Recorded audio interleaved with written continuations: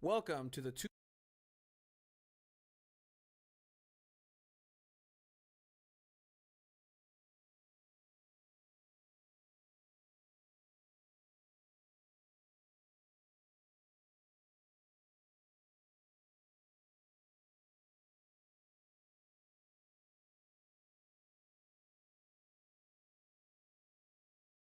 Sandals and shorts, and surf, and scuba, and sand, and sailing, and soccer. San Diego, California.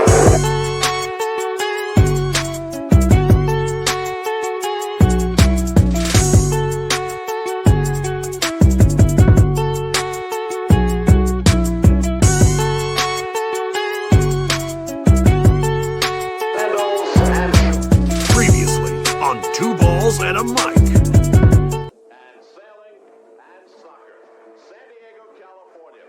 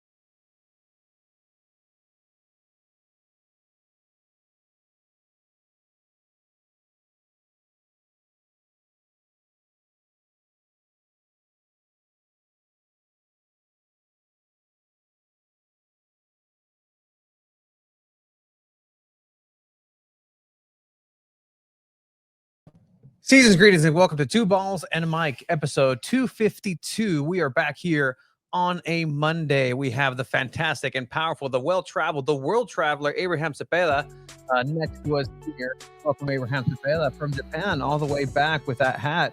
How are you, man? I'm doing all right. It has been a complete whirlwind of change and everything. So many different experiences, overstimulation. It's good to get out there though. We got audio now that works. It's cool. I was able to listen in on the podcast even from there. It was kind of crazy. Thinking like, man, I'm in a whole different world.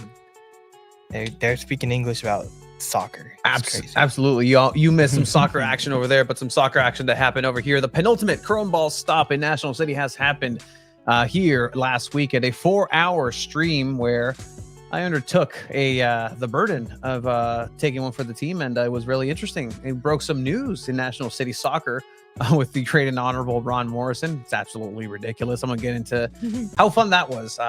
With that, we had some great guests join us. Esteban Toscano, who's already here, ready to go. The SDFC bros. We'll get into all of that, but some SDFC rumors and confirmations. Our sources had said a couple of days ago, and we revealed that December 13th will be the SDFC kit reveal, the first kit reveal of this team, along with the celebration that's going to culminate in the final Chrome Ball Tour. And we're also going to talk NWSL. The NWSL Championship has come and gone. The NWSL with Marta as champion. Orlando has defeated and won the double, has won with a great performance with Barbara Banda. We're gonna have the great Callan. Ahora qué pasó? I don't know what's been going on with that. It's okay. It's fixed. But you know what? We got Callan coming in to talk some USD soccer. I was actually there this last week in person at Torero Stadium to see the USD Toreros move into Challenge Duke, which they eventually beat. Moving on to the next phase in the tournament, we're going to have the voice of the USD and a lot of sports in San Diego. And Callum McClurg will be here in a bit, and as well as something really cool, really special. We have the $20,000 Escondido Cup draw. We're going to have a live draw a la champion style. People are going to be tuning into this as well, and goals, gaps, and greats for that. So thank you everybody who's joined in the chat. We're good. We're good to go. Everything's good. How are you guys? You guys okay? Yeah, I'm doing good. I really don't want you to think that the libations had any impact on what happened here. Absolutely, that's a great word. What are libations? You mean like drinks? That's what I thought. Yeah, I mean, well, you could say that, but you can also say such as. We want to thank Recover, great people over at Recover for hooking us up with some fantastic drinks. Potentially the sponsors, not the first sponsor. So cool. Chiba, like you thought, but Abe brought, our pals over at Calafino Tequila. Yeah, but this does the opposite. Instead of dehydrate you, it hydrates you. Recover. 100%. It's actually really good. I like it because it's sugar free. If you guys want to try it out, let me know. I know Esteban Toscano, who joined us at National City Chrome Ball Tour. Yeah, he came in and was doing it. What's up? He's already in the chat. Everybody's here. Imagine if Orlando win both the MLS Cup and the NWSL. That's the situation that I did think of. I also thought of a situation where it's LA in the MLS, LA versus New York, just like the World Series. That's also a possibility. We'll talk about that here coming up as well. But all right, we have a jam-packed show. There's a lot to talk about. You again, World Traveler, you're here. We want to thank also everybody who's purchased a shirt. Yeah. Everybody who has purchased a San Diego Punto Futbol shirt. We want to thank you for your contribution. You see it wearing here. I was wearing it for 5 hours. It's up there. It's drying. Yeah. So that's it right there. But you know what, Abe? There was a test. There was an original design for that shirt. We're doing this live. Yeah, we're doing this live, and so only one person has seen this, and this is Chiba. Yeah. It was not approved, by the way. It was not approved, and a rogue shirt showed up. Obviously, the front of it will say San Diego Punto Futbol in the Mexico 86 font, again, courtesy of the great and powerful punk rock paint. The great and powerful Travis. The back of the shirt will have the San Diego Punto Futbol imagery, the logo, the crest, right there. Yep. However you want to call that device. But when I was presented with this shirt, said, "Hey, how do you like the colors? How do you like this?" I was like, "All right, cool." Little did I know that it was with a surprise of what the yeah. Hey. Did you know so that? Maybe this is version 2 of the shirt. Hey, you're wearing the J on your hat, so I could trade this for you, dude. And the thing about this is that this is the front of the shirt. Yeah. So you're coming off pretty aggressive. There's nothing on the back. Yeah, no. There's nothing in the style tag. But you like it, Abe? It's wonderful. So we didn't feel like. Yeah. I mean, we told them, "Hey, man, it's cool and all, but the San Diego Futbol needs to be in the front." Yeah, no, 100%, because he's always got my back, Have you guys pre-ordered your SDFC jersey yet? We'll talk about that. We'll talk about that. And let me say this, because at the 4-hour let's talk about power stream. You were there, National City. It was a 4-hour live stream that you had and had some guests. Tony, thank you for doing that. For San Diego Futbol, obviously, Abe you was haven't in said that Japan. until now. Thank you. Thank you. I did. I told you this morning, actually. So, no, good stuff. I had a wedding to go to, and it was a lot of fun. I don't regret going to this wedding. It was a lot of fun, and Not your own I wedding. had the best time because No, that would not be my very wedding. that'd be very not my no, wedding. that'd be very funny if you said like I don't regret going to the wedding and it's your wedding. Like what a Oh, move. no, the wedding. That's probably the most fun I've ever had at a wedding. So it was really cool. Oh. Are you the like one that dances, that gets everyone to dance? Are you just chilling in the back, drinking with people? What do you do? No, I dance. I'm not the one like trying to get everyone to that, but I'm there. I'm dancing. Like it's fun. No, this is a Alejandro, Jose, and Martin podcast. Christian is on the next show. But yeah, so the stream started off strong. I didn't know what was gonna happen. I really didn't know what was gonna happen. Dude, you were low key nervous. I was low key nervous because Not nervous, stressing in a way. Tony was calling me from National City, just trying to see. Okay, the Wi-Fi is pretty good. I need to figure out this outlet situation and all this. So that was pretty cool to hear. And then not a single outlet in the location at Kimball so Park. what ended up happening? I sweet talked my way into a collaboration with the club. Whatever that may mean to you. I may have roguely asked permission to be like, hey, you guys have a cool little generator there. I just need one plug. I just need a plug. And they're generous enough to help me out with that. And I want to say again, thank you to the club for allowing me the space to do that. I think since this was announced, I did talk to the club and say, hey, I want to do it in National City. I don't know what you guys are going to do. I don't know what the plan is. I don't know, whatever. Like, let me just do this. And we haven't done it anywhere else. I am following up with the club potentially to do this at the final Chrome Ball Tour stop on the 15th of December in Snapdragon Stadium. There are plenty of power outlets I have checked, and Wi-Fi is also available there. But it was cool. When I got there, classic National City. There was 5 tow trucks coming in because there's a sign that say right there. Look at that. The time says 6 a.m. to 4 p.m. pretty clearly. And so people just didn't listen. And that means that your car gets tooketh, which is the unfortunate reality of what happened To a couple people. And so I mean, that's no fault of anybody. Like that's Rules are rules. yeah, just don't do it. You know, it sucks when it is normal parking and then you're like, it decided to ignore a sign one day, and that's when it happens. You know, like that sucks for everyone that got the car towed. It's definitely annoying to have to pay $200-$300 to get it out of the tow yard. I mean, I think we've all been there before. That's a little setup that I had, and all changarro, like the entire podcast was there. I guess you got 7, yeah. And then you could see right there, right on the right hand side, like it's starting. It's starting. Man. Oh man.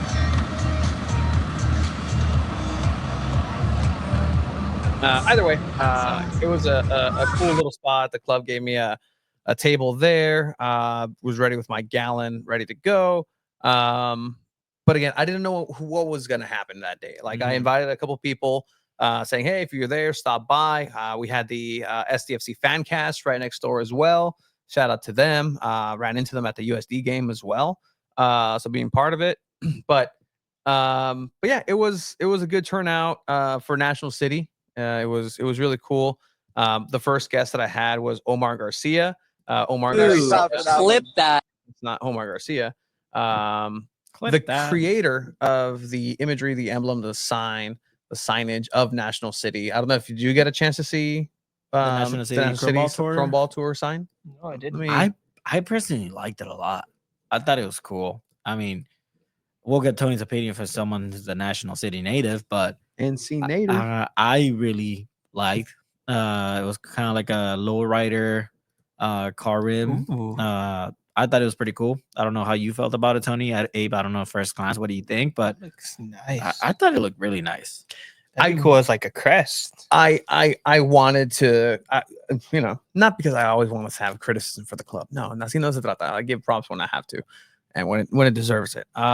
Just deserves it. And my girlfriend and I, we are National City natives, and we were like looking at this, and we're like, What's before wrong it with came it? out. Like, what's wrong No, with before it? with it, we were before we were just like, I just hope they don't do a lowrider thing. And we were saying that, but then this came out and we are like, you know what? Good.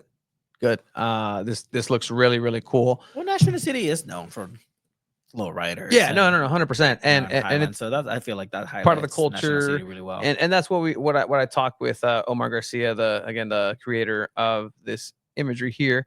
And so that was the beginning, like literally just kind of, all right, come on in, talk about what you do, talk about the community. And then Wi-Fi kind of kept coming in, coming out. It was just me for a couple of instances, moments. There was a dog that shit right behind me. Nice. Out of National City. Miguel Barajas, part of the SDFC union, SDI something. SU, Yeah. This SU. Yes, thank Mhm. you. formerly Rasa. I don't know. Were they ever the artist officially called formerly that? named as La Raza, Oh. the eventual supporter union. That whoever's gonna fill. Yeah. That's simple. Whoever is going to be allowed to pay $18 per game per season ticket. Has to be a member, right? Any thought on that? $18 is great. That's a great ticket. deal. It's Yeah, I had $18 a game. when I was at the University of Oregon to Mhm. go to football games Oh. as a student. Our discounted tickets were $20, and that's still at times like, man, do I want to pay $20 to go watch some random school I've never heard of? But it was worth it. I think $18, especially if you're a supporter, you're cheering, you're screaming, you're going crazy. That's a great offer. Yeah, I mean, Miguel joining us. He is now the active president of this union, right? I believe so. Like there's elections, something there's like that. nominations. There's Mhm. going to be a new head of the table for the union. Acknowledge him, or them or her. I don't know. I'm not in that. I'm not in the running for any of that. But ultimately, was also joined by Esteban, who honestly MVP Hey, boy, of the heck day. yeah. MVP of the day. Again, you see the pixelated version of us. Hello. Hiya. Hey there. You can hear us. Was I it the think. library Wi-Fi? I'll just keep that private. Or it's kind of do like, oh, that'd be cool. Sounds all right. I hope we do a version of this. Okay. Okay. Shout out to Esteban, who again MVP because he stayed on for a while, and I really appreciate him coming in. Everybody who was in the comment section, we tried to go ahead and also have images of the games, of the youth games happening in front of me. Shout out to Esteban, by the way. Mhm. Baller Crew. Follow them on Instagram. They just rebranded from Exquisite Football to Baller Crew. Definitely local. Check them out. Local soccer content creators. Mhm. And you can also follow Esteban at Esteban Toscano on Instagram. Just look them up. You'll find them. But yeah, no, I mean, you had really cool guests joining you throughout the hour. I got to tune in a little bit, and I think you were talking with the mayor of National Was City. I? That was towards the end. So speaking, And I was like, oh, uh-huh. this is freaking sick. Cause yeah, like I was like, he told me about this, but it wasn't for sure if that was actually going to be true. Tony tells me a lot of things all the time, and half of the things he tells me, it's like Excuse me, something that's not going to happen or something like that. and it happens. And it happened. No, Most this of the is one time, of so I those don't know what things you're that saying. it did happen. Like I don't know when I can believe him. Baller Yeah. Crew come in. That's hilarious. Yeah, usually with Tony's reporting, it's true, but there are times where he just texts us or says something. Where it's like, yeah, this guy. You know what? If my reporting is Like his reporting is true, but like when Yeah. he texts that, like the text I get, I'm like, yeah, okay, whatever. But then when you see it officially on San Diego Punto Football, you see the logo, you see the official breaking news, you hear the yeah, when you this hear just that, in, Abe's a dick from Japan. I mean, The fuck? so this Chiba said it. I'm just agreeing with him. All right, sometimes you're. I don't think I grilled you that bad. I didn't even say anything bad. I just said sometimes Tony tells me things that I'm like, okay, yeah, sure, dude. I can't put you away here, Abe. I can mute you, like, all right, but you're still here. I mean, I'm very glad you got technically to you could hold our mayor to account. Whenever Tony would it's your garage, he could kick us out of this place if he wanted to right now. and charge you for it because I mean, lights aren't cheap. We Internet's not cheap. We would not pay him. But all right. And speaking of cool people in the community doing soccer content, the SDFC bros, we had Vince stop by, who also runs House of Milan, a fantastic outlet here. that covers AC Milan. His team is Milan, and kind of going into that, his family and how he became a fan. Did a Milan best five-a-side of all time. Started with the goalkeeper Donnarumma. I was very, you know what? That's a very good move. I really appreciate that. The soccer IQ is high there. But then my favorite moment happened in that. Should I just play it now? Yeah. All right. Go ahead. Clip that chat, guys. But so the goal with SDFC Bros is we kind of want to mimic what Arsenal Fan TV do. Nice. You know, because with Home Milan. Whoa! I saw that coming from a little bit. But that was a class scene. That was amazing. Buffon would have been Wow, that was sick. That was sick. Yes. He does I'm not glad care I got that he moment. Buffon would have Dude, shot for it's that. clip that. more Yeah, I'm yeah, just proud clip that that. you recorded it, that it's like visible. Oh yeah. No, he's Yeah. proud that he's gonna get He's the proud that he has praise this for clip it. and that he's gonna get the praise because he is should this- get the yeah. praise. This is is an this- amazing save, okay? Is The this ball- episode a calling out Tony Yeah. episode? No, go for it.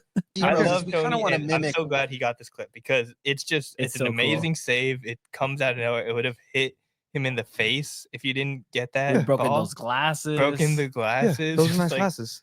Honestly, though, it might have been a more viral clip if you didn't save it. We could have gone to some. I think so too. Like, just look So at this. what like, I'm hearing is that I should have allowed this ball to hit our guest square in the face. Just No. like You made the right call. I'm proud of you. Good save. You're a usually I true don't make the goalkeeper. right call. Oh no, A like true goalkeeper, just completely not expecting it at all. Ready, pushes the whatever defense player out of the That way. is I need wild, to man. get this body. earlier in the stream as he came in, like I assured him, I'm like, hey, like, don't worry, you're in the safest spot, bro. You're in between two goalkeepers. And little did we know that, yeah, no, we were gonna go ahead and have to resort to that. Yeah, I love it when that happens. I'm surprised you didn't make this whole photo just tonight's thumbnail. Yeah, no, this is a fantastic photo. It's just to show you the speed that there was an actual ball there. Like you don't. That's how hard that shot was from this 9-year-old girl. Like it was a laser. Esteban doing his thing. You know what? Self-preservation. I'm gonna go ahead and just get the fuck out of the way. Vince, you can see his hand. He is holding one of our mics. But ultimately, like, look, the speed of the ball was coming directly to make a beeline towards might our have- guest. It may Nope. have just missed him. Nope. It looks over his head, right, Abe? It would have gone down a little bit. That it goes up and then Bros kind is of we kind of slides want to down. mimic what Arsenal Fan TV do. Nice. You know, because with Home Milan. Whoa! You don't even see the ball in the You don't clip. see the ball. You don't just even hear it. see the ball. hear You the just ball. hear it. But I slowed this same stream down. With Home And you, Milan. yeah, boom. Okay, we're spending too much time on this. Abe looks. Oh my God, we got Luis on the chat. Abe. Oh, It's thanks, Luis. Abe got number. it. You look I do. healthier. Must be Japan. I told you. I've been told that. I said It's- I lost weight. I It's the grew- mustache. It's the mustache. It's- Yeah, no shave Why? November. Is that Um, why? Oh, are you My- actually well, doing that? So I was there. I didn't bring my razor. I just forgot to throw it in my toiletry bag, and then I was like, I don't need a razor. Does It's Japan not have November. razors? They do. They have plenty of razors. They have their 7-Elevens are so amazing. Yeah. They I've don't have. heard, You I've can't. heard. You can't get a Slurpee, which is probably a good thing. Okay. Slurpees are probably not great for the health, but there's like so many different like snacks and sandwich. Like you can get good food at like even the sushi in Japan and What is 7-Eleven is great. Yeah, it's Those- top tier. Like, yeah, no, Yeah. 100%. I would expect like Oxos have good papitas or something like over there. Like, Mhm. it's Yeah. it's good. Yeah, Do you no. agree? See, I like this. Now he's Zen Abe. I can't put the comment before. I don't want you to be found, Luis, for your own protection. Season's greetings to everybody. Oh, you sound Japanese. Did you learn any? Omakase desu ka? That means what would you recommend? Omakase desu So ka? when you go to the restaurant, you just say omakase desu ka. and then Oh, let them okay. give it to you. Just here. And you just eat whatever they give you. Got it. Abe can make his own decisions. That is true. I get very overwhelmed sometimes with food decisions. So it is nice to just be like, hey, What do you guys recommend? And then get that. No. How did you say it? Omakase Omakase desu. desu. I like that. Ah, You're that's more cool. cultured. I love that for you. I did bring gifts if you guys want to see those now. Or Oh, yes, I brought each of you Aw. special.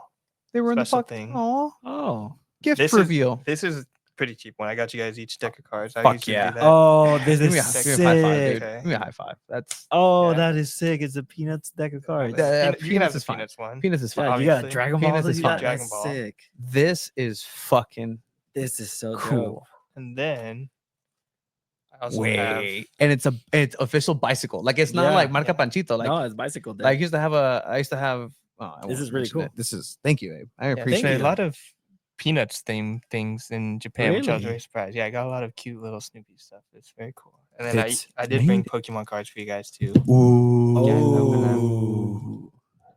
Wait, are we gonna open them? You can if you want to. Okay. 2 for each. I'll let you choose. guys. I'll let you I'll guys take these two take on this that. end. This show has derailed completely. All right. Are you opening yours right now?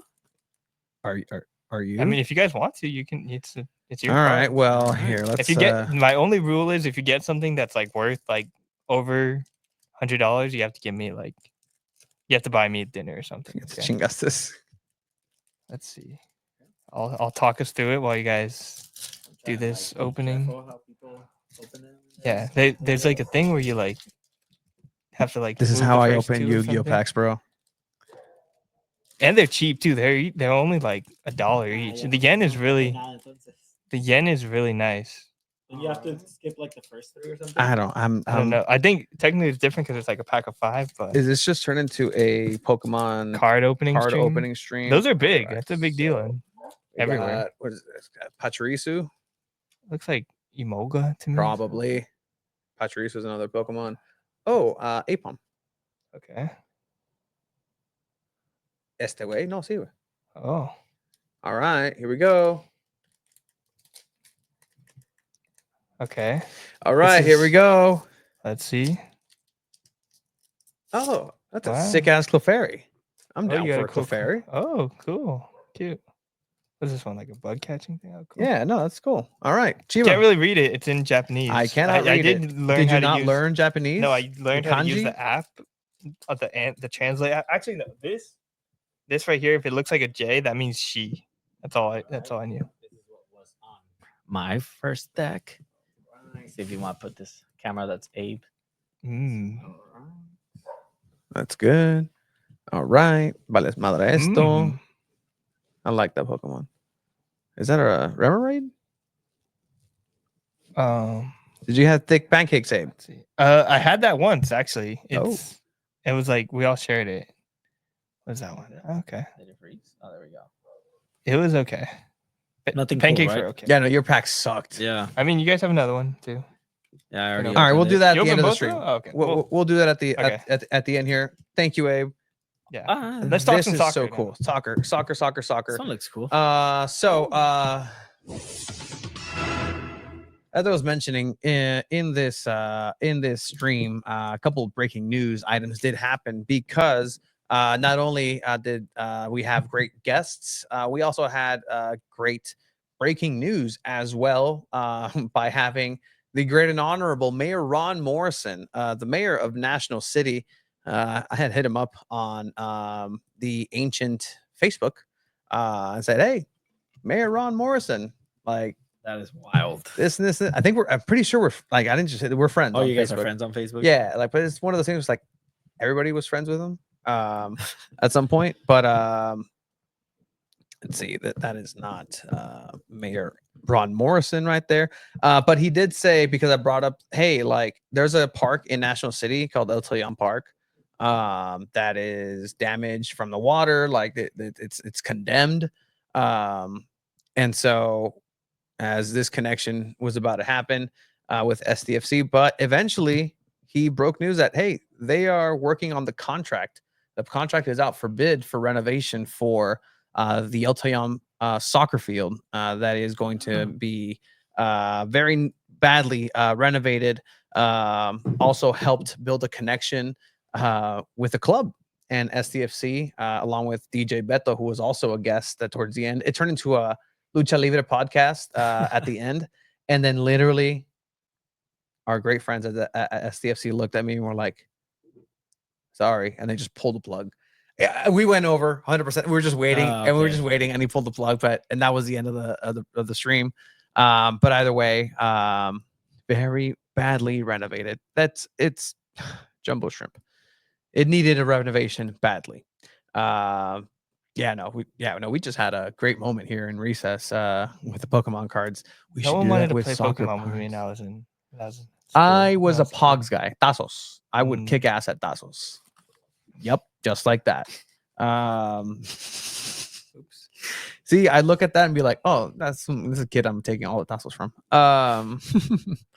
But in any case, that was kind of revealed there. I also saw our shirt. I don't know what happened. We have the only boxes of shirts here, but I saw my shirt at the Chrome Ball Tour being leaked out there. What? Yeah, no, like I don't know. You don't what make it happened until there. people steal your copyright and print their own. Well, not even shirts. that. It's That's just what like I've said. SDFC hasn't and the Wave have not make it until I can buy their jersey at La swap Línea? meet And- or the at the swap meet? Linea. yeah, the border. Yeah, 100%. They haven't made it until that happened. And it's a really good kit. Like people dig it for the San Diego Wave. But our shirt was unfortunately leaked, so we want to apologize to everybody who saw it out of time. There was a big reveal here. I also heard through sources that this is the exact case that also happened with the inaugural SDFC kit in some capacity, where it was seen out and about in the city of San Diego. Investigations are ongoing. There are no images. There are no pictures. Trust me, I checked. I've also checked with local authorities in this matter. But yeah, I mean, it is what it is. But everybody's going to go ahead and have a chance to see the kit on December 13th. December 13th being the official date that SDFC has placed as the reveal date for this. I know we've talked about a lot of kind of things that don't matter in terms of X's and O's, in terms of the actual game of soccer. The kit, the first kit, any thoughts on that? Any thoughts on the imagery? I mean, that might be coming out. I mean, Is that it's gonna important to be you? it's gonna be a blue shirt. It's gonna be Adidas. It's gonna have Azul. the chrome and azul, I guess. Not blue. It's gonna be azul. The crest is gonna be on this side. It's gonna maybe have like accents of orange. I don't really expect much, honestly. I'm interested to see what the away kit looks like. I know I'm not a big uniform guy. Yeah. I'm interested to see if the away kit is just kind of like a generic Adidas. I mean, it's going to be a generic Adidas kit anyways, even the home one. But I'm curious to see if they go with like all white for the away kits or something like that. I don't know. So I'm a little more curious on that. But yeah, they did announce the date, Friday, December 13th. It's going to be their jersey reveal. It's going to be a 9:45 at their Mission Valley store, 18 Threads. 9:45 a.m. and then the store opens at 10 a.m.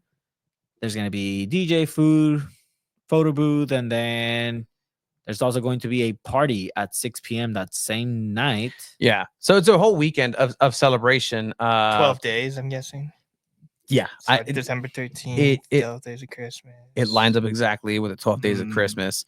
And that's also going to just be the final celebration on the 15th of the Chrome Ball Cup as well at Snapdragon Stadium. That's essentially everything that kind of comes up. Oh, hey. The card that Chiva got ended up $60. You can get that. There's no way. If you PSA 10 graded, Stop touching it. Stop. You got to put it in like one of those sleeves or something. Shit. Just put it back in the pack. It'll be fine. Here. We opened it live, so I think technically. Here. Just place it on this mat. It's $60. I mean, you have to like also send it in. It's a whole thing with like cards. Yeah, chingas madre. You never know. El morro, güey. All right, so that is going to be the weekend of celebration for SDFC. That's That's pretty big. Gas. Week of gas. It's a week of gas, yeah. No, for us, it's a lot of traveling. From what I've come to understand about the kit itself, don't hold your breath in terms of how innovative or how revolutionary SDFC's Chrome and Azul kit will be. It's going to be safe. I whack. could All just say MLS that. jerseys, I think, Exactly. are Mhm. that they're I think safe. the they're- Waste first kit was also very generic, right? And Yeah. we know the story of what happened with it, Mhm. where they couldn't get the design they wanted. But I mean, it's all Adidas, right? All the Yeah. MLS kits, for the most part, look about the same. They're generic. Yeah. It's a little boring. So late January to early February is when the away kit will be coming out. So the away kit will be coming out late January, So they're early just doing home February. kit. Yeah, but the home kit will be out and ready for purchase, and essentially, hopefully, everybody's buying it, wearing it for the celebration on the 15th at Snapdragon Stadium. For that, because again, the final city is San Diego of the Chrome Ball Tour. I spoke a lot about it during that stream, but at the end of the day, San Diego FC has done a great job in having a platform for the community and highlighting what's there and people who have come out in and really represented and their areas, and I think that's a good look for what they're trying to build. There are a lot of things that I think the club would agree they could have done better and look back and said like, there are some things that they probably look back and don't think twice and they could have done better as well. But props where it deserves to. The Chrome Ball Tour has been fantastic to just kind of see, and really, really cool. Guys, Did anything? you get information on whether or not the Chrome Ball will open at the end of the tour? Because I'm determined to know if there's anything inside of it. I don't know. I think we discussed this. Yes, we did discuss. Yeah, this, like but you need it. This was your chance to get some talk to some people, make Mhm. some sources, figure Mhm. out was there a Chucky San Lozano Diego comes chicken out. inside? Was there Kevin De Bruyne inside? Well, the kit was in there. You think the kit's in there? Yeah. Still? No. Maybe. gonna be And it because again, like if you really think about the way the crest was revealed, it was rather unfortunate for a lot of people who were there to cover it. Not for us, but like photographers who got to the event and were told, "Hey, by the way, if you didn't get that little screen for your phone or your camera, you're not going to be able to see the crest because it's in 3D."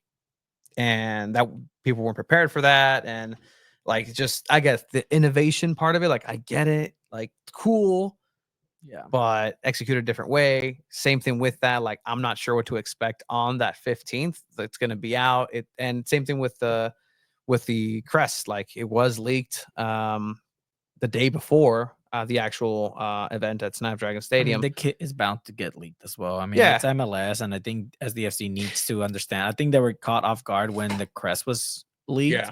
But I think by now they're probably expecting, okay, you know what, this is going to get leaked. Like, let's just do the event at 9:45, still start selling jerseys, and then do a party at night. Like, I think it takes away. I mean, when stuff gets leaked, it takes away from the excitement, I guess, for things, right? But that's just when you're in this major league level, like it's bound to happen. It's bound to happen. I've heard that a lot from people within SDFC and Yeah. outside and around the MLS of like, and have worked not in the MLS in professional soccer, that in the there's a lot of leakage in this league, that being there. But look, if you look hard enough, you can find it online. So if you look hard enough, yeah, I'll look right now. See how hard I need to look. See how hard you can look and still be a part of the conversation. But I do know people are excited for it. I know people are kind of in between still with how they feel about what the crest represents and how it's going to look like. But other than that, I think it's going to be all right. And again, yeah, people have their opinions. I've shared my opinions. I don't really care for the actual crest and the representation of the soil where I was birthed and raised. But other people may feel differently. At the end of the day, it's soccer. It's a game. It's un juego. Yeah. On March 1st, people better be at Snapdragon Stadium because there's 35,000 people to pack out over there. But other than that, SDFC for right now. Well, we're gonna wrap up a little bit as we are gonna be having our first guest join tonight. But when we get talking SDFC again, we're going to be diving a little bit more into the Juan Mata announcement as a part owner for the team. So we will be diving in on that. I mean, first thoughts on that is cool. Juan Mata, Chelsea, Man U legend, like Tony. I know Galatasaray. we've spoken to Juan Mata before, so that's exciting. So again, we're going to show you a little bit of clips that we have of that, and we'll just have a discussion about that. But I don't know if we're ready. Are you guys ready to bring in our first guest? No. Oh, Tony's not ready. Okay. Well, Juan Mata, I think it's same as Manny Machado, same as Jocko. I don't know his last Jocko name. Willink. Yep. Willink, just co-owner.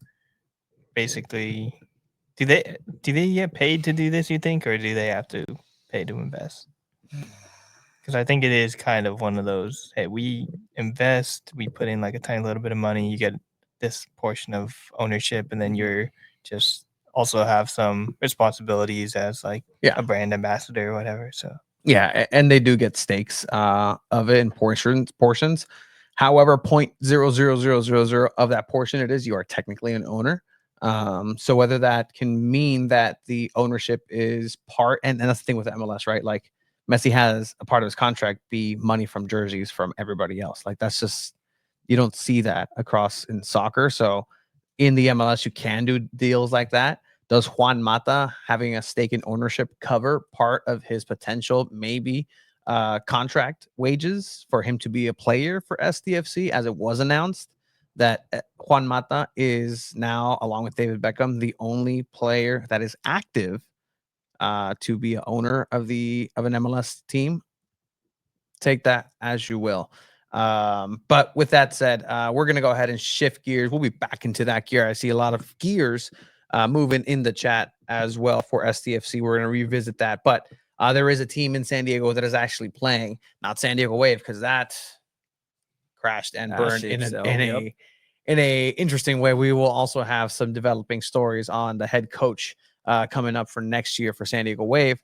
But with that, we want to go ahead and welcome somebody who has a great insight, somebody who has been in the know, who has been there at the home matches and seen this team go and do something that is absolutely incredible. And I'm talking about the USD Toreros.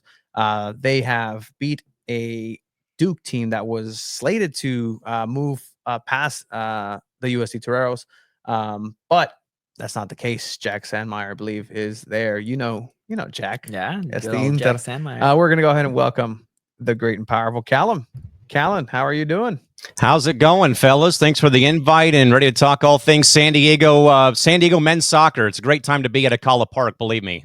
I love that you are joining us tonight. That fantastic voice, the setup. You are an absolute pro, my friend. But welcome on to the program. I mean, you are the voice of a lot of San Diego sports, USD being one of them. That's your home. That's your baby. So what's been going on at Torero with the USD men's soccer team? Well, how does 3 consecutive West Coast Conference championship sound? How does a 8-0-0 road record sound, and losing only twice, and it happened to be at home? And now you've won 15 games on the season. Tony and Chiva and Abe, I get the great pleasure to be able to sit in the upper press box at Torero Stadium, which is where game ops and the PA announcer sits, where I usually am, to be able to watch this team play.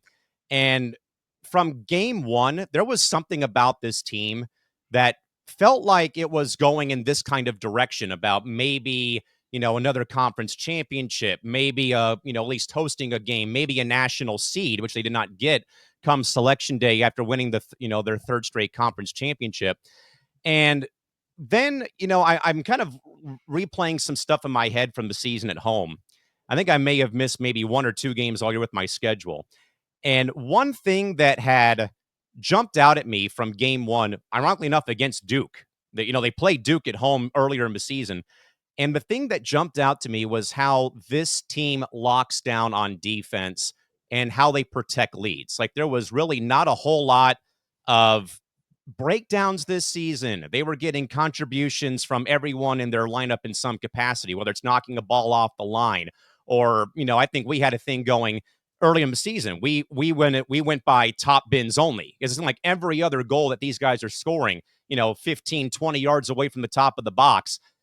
These are literally shots upper V, top left corner, top right corner, or as we all saw, Cesar Bahena scoring against UC Davis last Thursday, 40 yards away, beating the goalie right down Main Street. and it's the lone goal that stands up. And then as the game goes on, as USD has leads, they are literally clamping down, like you're parking the bus in front of your goalkeeper. And also, Donovan Parisian comes in, guys, like about 6 games into the season. They had a bit of a illness bug going through the team, and Luis Ludusan, who had been their starting goalie, happened to miss some time with his illness, and Donovan Parisian's been called in, and he has just been stellar and aiding this Torero defense to, they've not conceded a goal, I think, per Mark Ziegler's story in the UT today.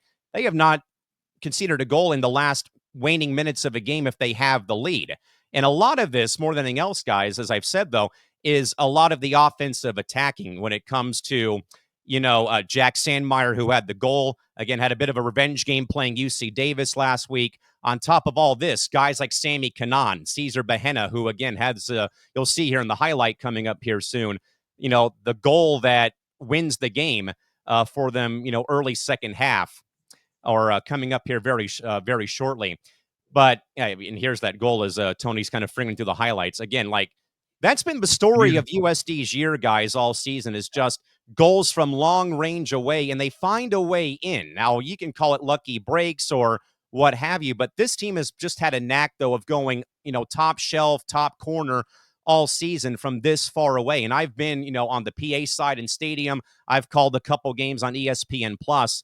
And Brian Quinn, legendary Sockers player here, everyone in town knows him. What he has done, though, in his time as the head coach, taking over for Seamus McFadden, has just been undeniable. Again, they've won 3 straight titles in the conference. And this team, again, has just really found ways to win games in different ways.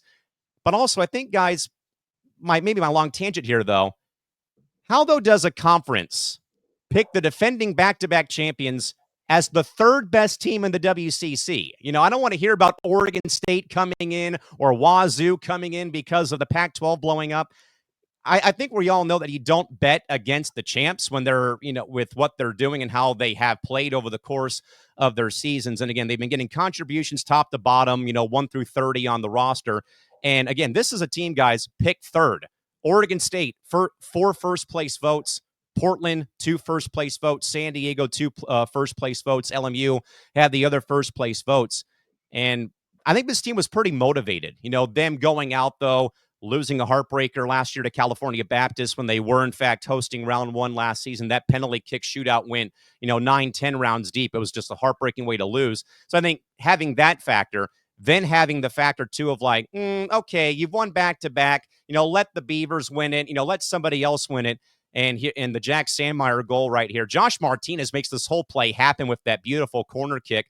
And then Jack heads it again, somewhat top shelf. And again, you see the dejection, on the goalkeeper's reaction for Duke. And again, this same exact San Diego team, guys, played a ranked Duke team, their first home match of the year, and tied them 2-2.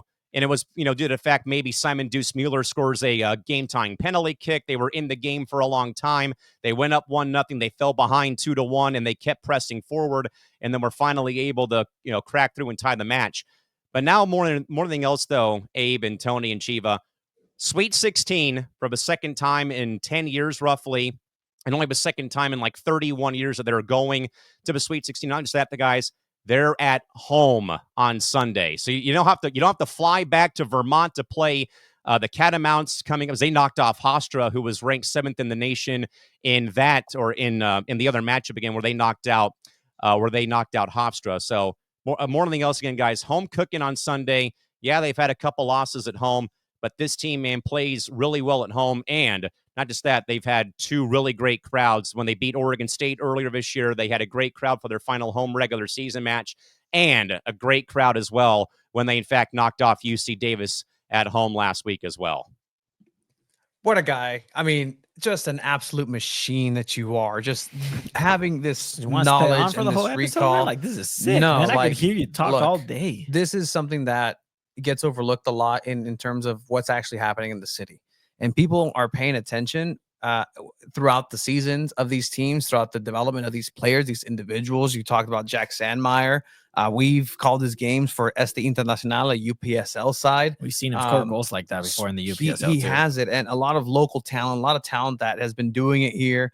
And it's really cool to see the fact that at the end of the day, these kids are going to have a chance. I say kids. Yeah, I said kids. They're college kids. It qualifies. They're college kids. These dudes, these bros, have a chance to do something that's a good way to put it too.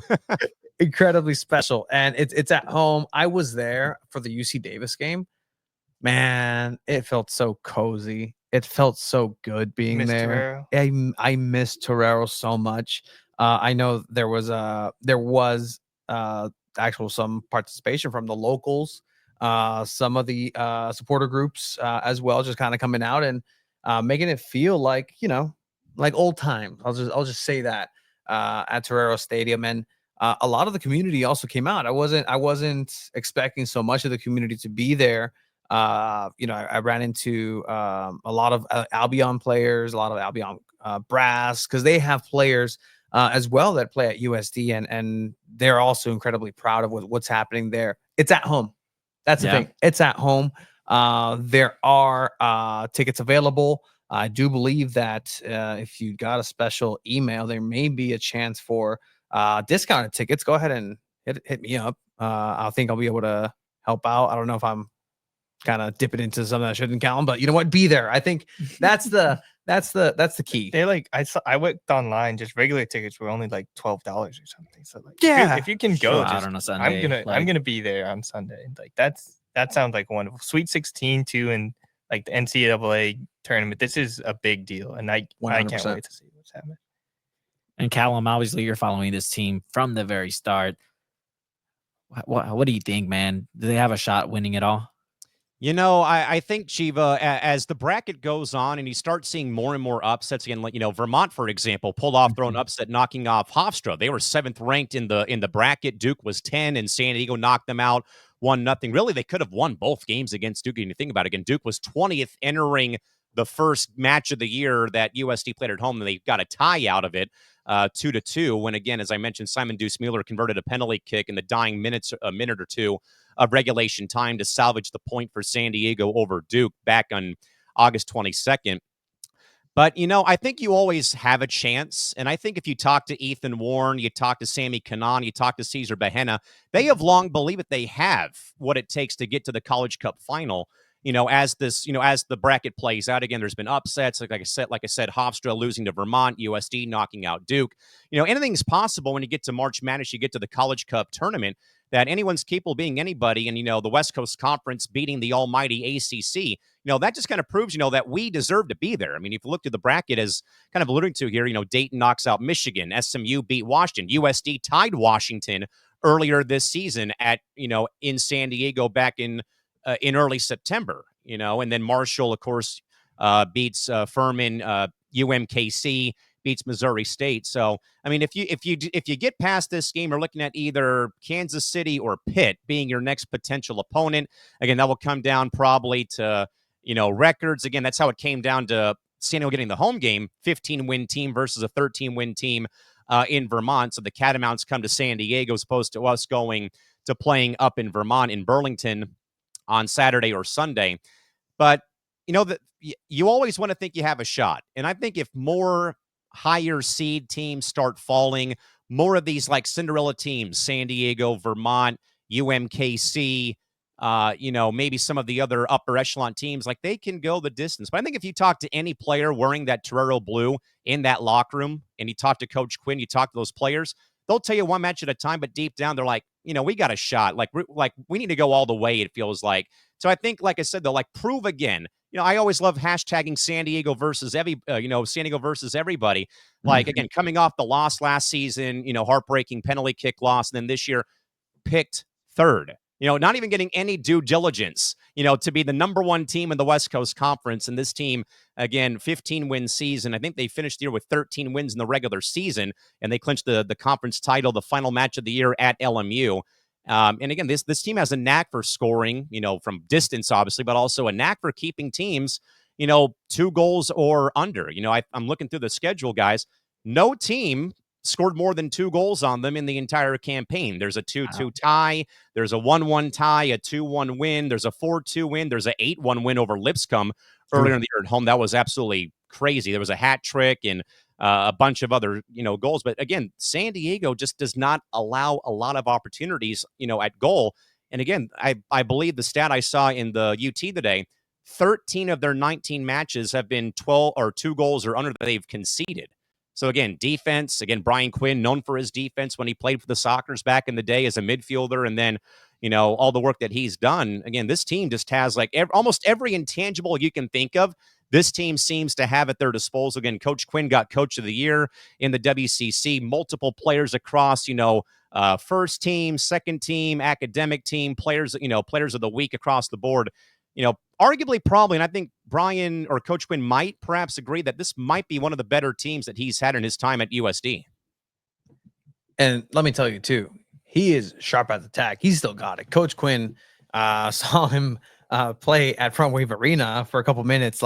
Yes, I was there for that, too. That was incredible. He still got it, showing the guys some moves as well. And I mean, it's a unit. And you can really tell after that victory against UC Davis, as the players came up, it was really heartwarming just seeing everybody just be so proud of the boys coming up, and then being proud of Coach Quinn and just job not done. That's exactly the sense that I got from this team. And admittedly, not having watched a lot of USD games, and even in person, immediately I felt exactly like that, and you can tell something is brewing, something special. So, Callan, what do you say to people to get out there? Like, what's your pitch? What's like, you just kind of get people, put them against the wall, and be like, hey, what are you doing this day? I need you to go.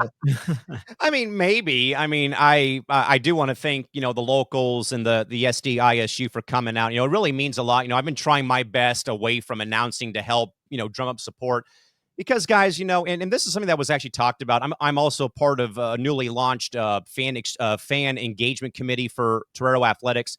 And we've been, picking the brains of, faculty, students, alumni, the boosters, and even our own athletic department coworkers. What can we do to make Torero Athletics, bigger and better, kind of not trying to recreate the wheel of like when, for example, our basketball teams had their runs in the early 2000s when the Jenny Craig Pavilion first opened. And, me being a lifelong supporter of USD, one of my aunts was the longtime athletic trainer there for 40 years. I've had great memories. Now I work at the university. I've been there for 7 years. And it's just more like, we don't want to be San Diego State. We don't want to be UCSD. We want to be ourselves.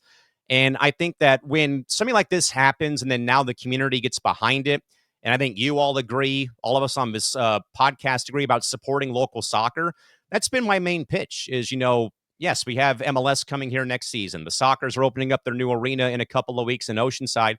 Again, let's get behind local soccer. Let's get behind a team who at one point was the third-ranked team in all of men's college soccer in the top 25. They were 25. They were 21. They were at 11 at one point.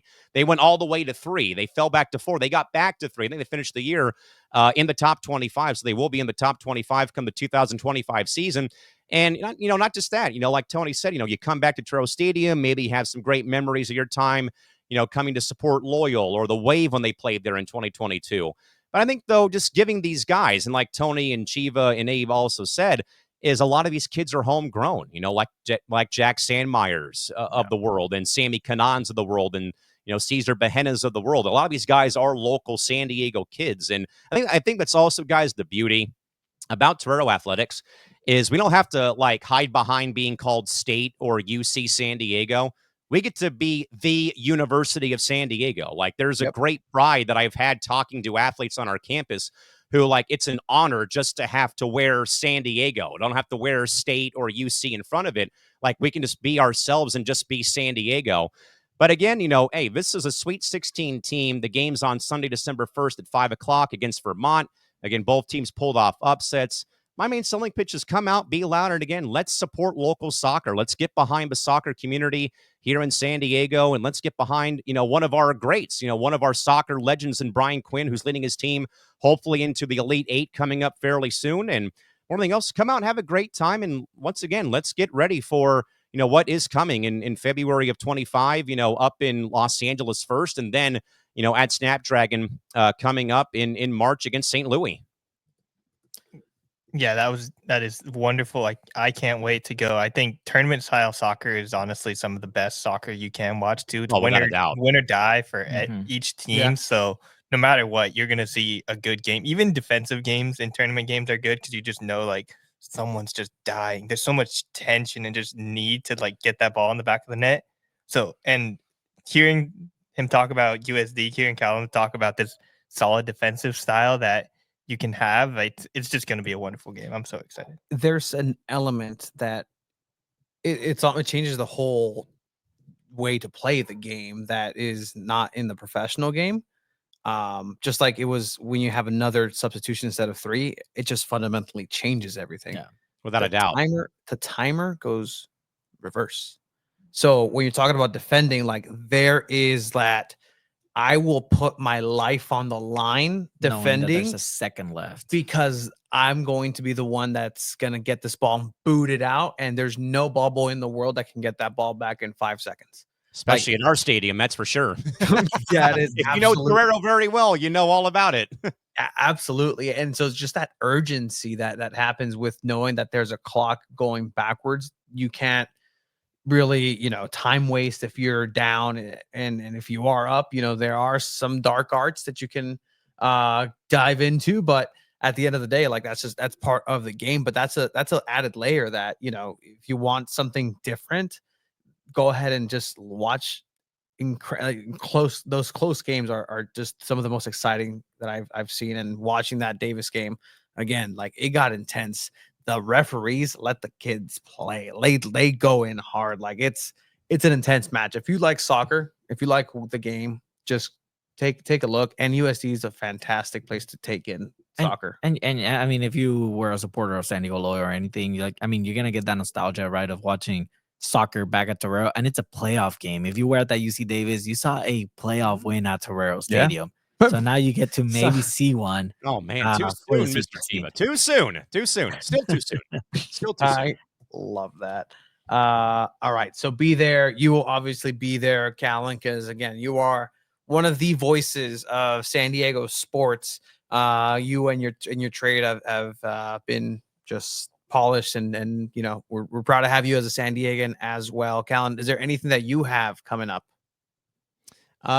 I mean, there's other events going on, college basketball, AHL hockey, but I'm kind of looking forward, for this being a soccer podcast, I'm looking forward to Sunday. And again, Sweet 16, like Abe said, this doesn't come around every day. We're a program in your backyard is, making a run, three-peating in the conference, and now going into the, into round 3. Again, Sweet 16 coming up on Sunday. And not just that, again, 2 teams who pulled off upsets. It was supposed to be Duke and Hofstra in round 3, but yet it's going to be San Diego playing Vermont. So it should be a great night. And again, we hope that you all can come out and support Torero Athletics and support USD men's soccer. And again, support, a soccer legend in Brian Quinn, and also support all the kids, again, homegrown talent. And again, support a team who's got San Diego across the front of their jerseys.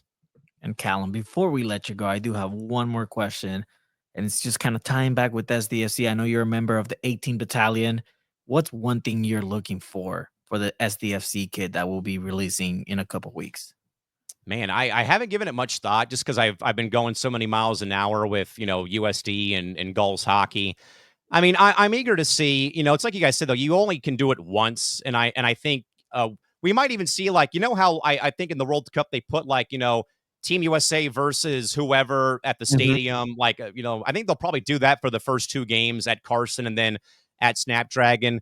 I mean, I think I wrote in once a while back and maybe got a little bit of flack about saying, I don't care what the logo looks like. If it says San Diego, the team has my support as a born and raised San Diego native of 30 years from living in PB up here to the, the hillsides of Linda Vista. If it's San Diego, they get my full support. But I'm thinking like some navy blue at home for sure, and probably some chrome accents, maybe some other colors from the palette will be used. I'm thinking, honestly, though, I would like a white kit on the road. Why not a chrome kit on the road? That'd be pretty sweet. Chrome would be pretty cool on the road. A reflective kit that just is an enhancement. Yeah, I mean, if the logo, if the crest looks like a lowrider hubcap, or I think it more looks like a Native American basket courtesy of Saquon, since they're a part of the ownership group. That's what I more think of it as. And plus, they're going to get my support. They have the same birth date as me, May 18th. So there you go. Oh, There we go. there you Wow. go. I like that. I like that. Well, But no, I mean, I'm looking forward to it. I think it's also great that, all the years, though, of San Diego supporting soccer, I mean, just like a cool little sidebar thing. And if Jerry's watching, if DK's watching, though I'm not with the organization, I'm working on a cool little like supporters group video ad. Just because I've had like some time. So I think you'll enjoy it when I get around to doing it, though. I've already written out the script about what I'm going to say when it comes to it, to help like drum up more support, like as a, just as a thank you, I guess, but more just, freelancing to help out all the supporter groups, not just the battalion, but all the groups that are going to be a part of it. Yeah, I'm going to try to get out there as often as I can. Again, just with my work schedule, there's going to be days I can't make it out to games. But other than that, I like chrome on the road more than white. Maybe, like the Padres have their brown and their beige on the road. Let's kind of break tradition and go chrome on the road and navy blue at home. I think that'd be a pretty cool thing to do. All right. I like that. I like that. I like too, that a lot, actually. Good idea. Let's grab that attention on away games. Yeah, and there will be a third kit in the middle of the season as well. So That's cool. That'll be interesting. That one will be the interesting one. I've seen some cool third kits out there in the MLS. I'm not gonna lie. The LAFC brown. The smoke trail. Yeah, that's kind of interesting. I mean, I hate to say it, I kind of like the Galaxy going back to the 96 look with their third kits. Like that is pretty cool, pretty nostalgic, but I mean, I think we'll have some originality when it comes to all the kits that SDFC will be making. So we'll see. I'm eager to see it, though. It's going to be fun. It's going to be good. Yeah. It's going to be fun here. And you'll be there on March 1st at Snapdragon Stadium for the first ever home match of SDFC, as you're saying. And alluding, Galaxy will be the first opponent away in Carson. So excited for that, Callan. I really appreciate your time, and I really appreciate you coming in. If there's anything else that we can ever help with San Diego soccer or USD soccer as well, this is the place. This is the home. Please let us know, and let's chat it up, because this has been fantastic. Oh, of course. And USD Athletics wanted me to pass along a thank you to everyone who did come out from the supporters groups. I kind of told them, hey, you can thank me for, giving you the plug and the information to the right people. But no, apparently they had a long list of contacts who were wave or loyal season seat holders at Torero, and they kind of just gave a link to everybody out there. But again, please come out if you can on Sunday. I think Procrastinating Puma asked if I was doing PA for the Soccers this year. Sadly, Puma, I cannot. Due to the fact of my work schedule with hockey being down in the city, the hike up to Oceanside. I did, though, and Tony knows, I was able to do that fan club game at Front Wave, which was cool to kind of break in the new building. But I plan on coming to some games, though, as a fan. So I'm not fully done with the Soccers. I'll be coming up whenever I have time. But again, just picking and choosing. When in fact the schedule would line up. I just didn't want to be put into a box like, oh, you have to pick this, you have to pick this. Like, no, I'd rather have more free range of motion to do it. And I thank you all very much for the chance to come on and chat things up. And and I, Tony and Chiva, I plan to see you guys hopefully at the Snapdragon event. I RSVP'd for both the 13th in the evening and for the event at the stadium. So I'll hopefully see you guys there.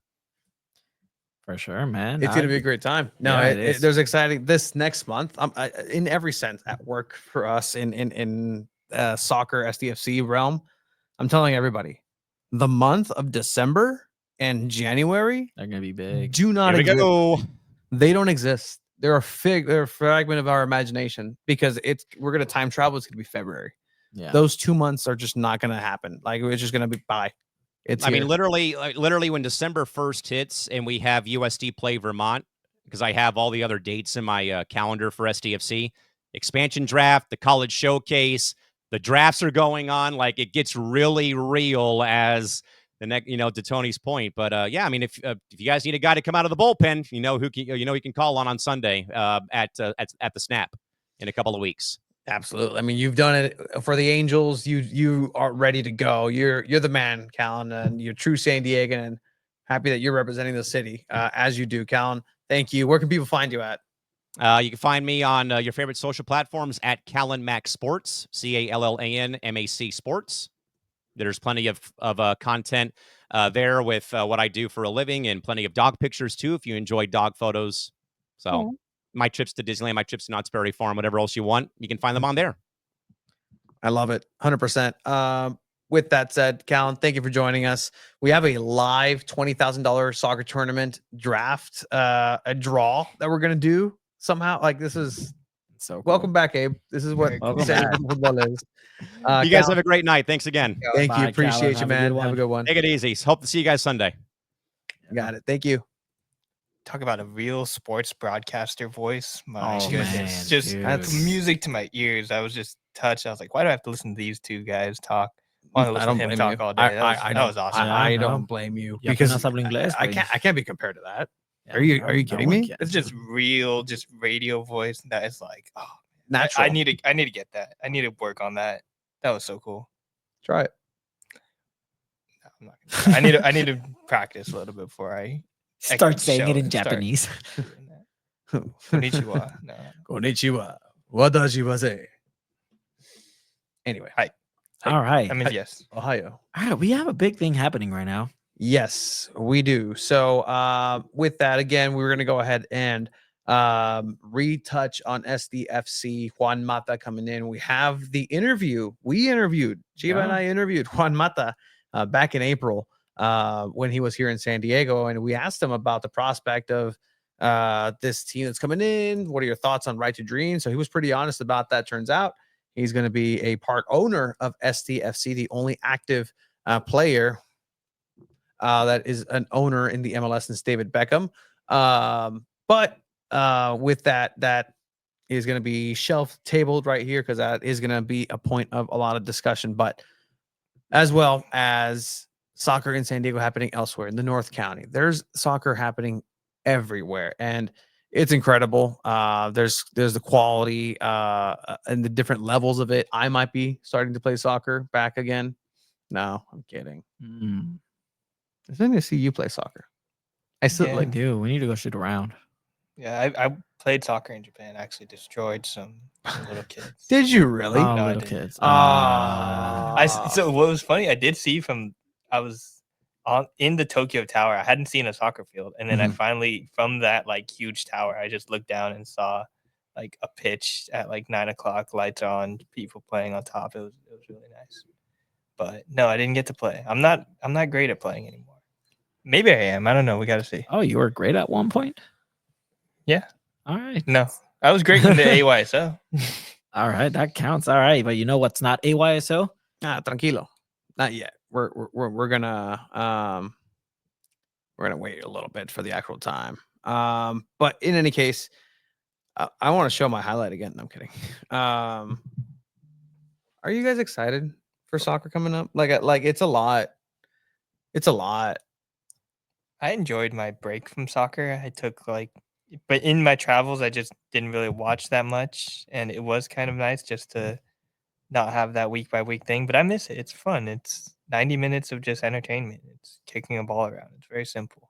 Something beautiful about just the simplicity of kicking a ball around. What is your status with covering SDFC? People I know we've talked about this a little bit. I think I'm going to, yeah. Yeah? Yeah. Can they expect articles? Yeah. Articles, stuff like that, writings, columns.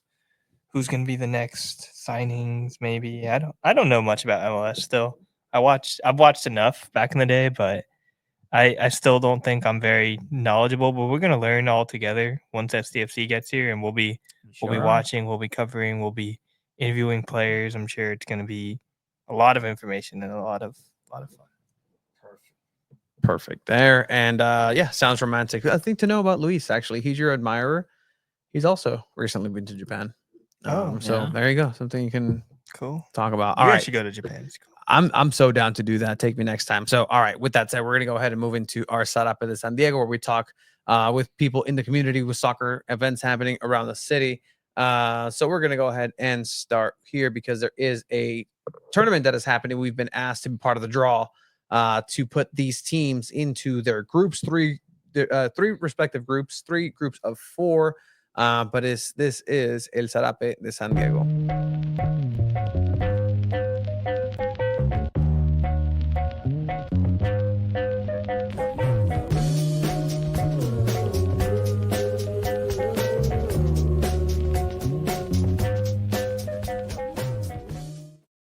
All right, and we're going to go ahead and welcome from the tournament named Copa Escondido, the weird and powerful Alex Garcia. Alex, how are you, my friend? Hey, what's up, guys? How you doing? We are good. So, Can you hear me? Everything good? yeah, we're good. We're good to go, man. So we have had a couple conversations with the tournament that you've been help putting together. This is going to be happening here in North County, Copa Escondido, where there is a prize. And whenever you attach a prize to a tournament, especially here in San Diego, you're going to get some ballers out, and you're going to get some high competition. Alex, is that what we're expecting with this tournament? Dude, that's what we're expecting, man. I mean, I've been hearing names like, I don't want to say names. I mean, we shared a couple, but MLS play, ex-MLS players, ex-Chivas players coming out. You know, it's a lot of local talent too, man. I mean, we see, like you mentioned earlier in the live, I mean, we've seen a lot of great talent in the UPSL and the local leagues, everything, man. So we expect everything out there to be this weekend. And with that said, this is going to be a giant tournament here. It was announced over on Instagram that ¿dónde se fue? Ahí está. Escondido men's 11v11, $20,000 prize. And so this is going to be happening, and some teams have already been confirmed, and it's been locked. There is going to be 12 teams that are going to be divided up into 3 groups of 4. We'll go over the rules. Do we want to go over the rules a little bit first, Alex, or do we want to go to the draw? It's up to you guys. What do you guys think? I mean, a lot of people. We could use some rules check-ins. Okay, understand what it's gonna be like. Yeah, because this is something that needs to go ahead and be the base of it.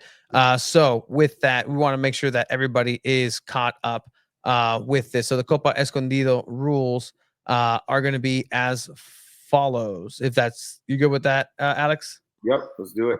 Perfect. All right. So the Copa 2024 Escondido men's 11v11.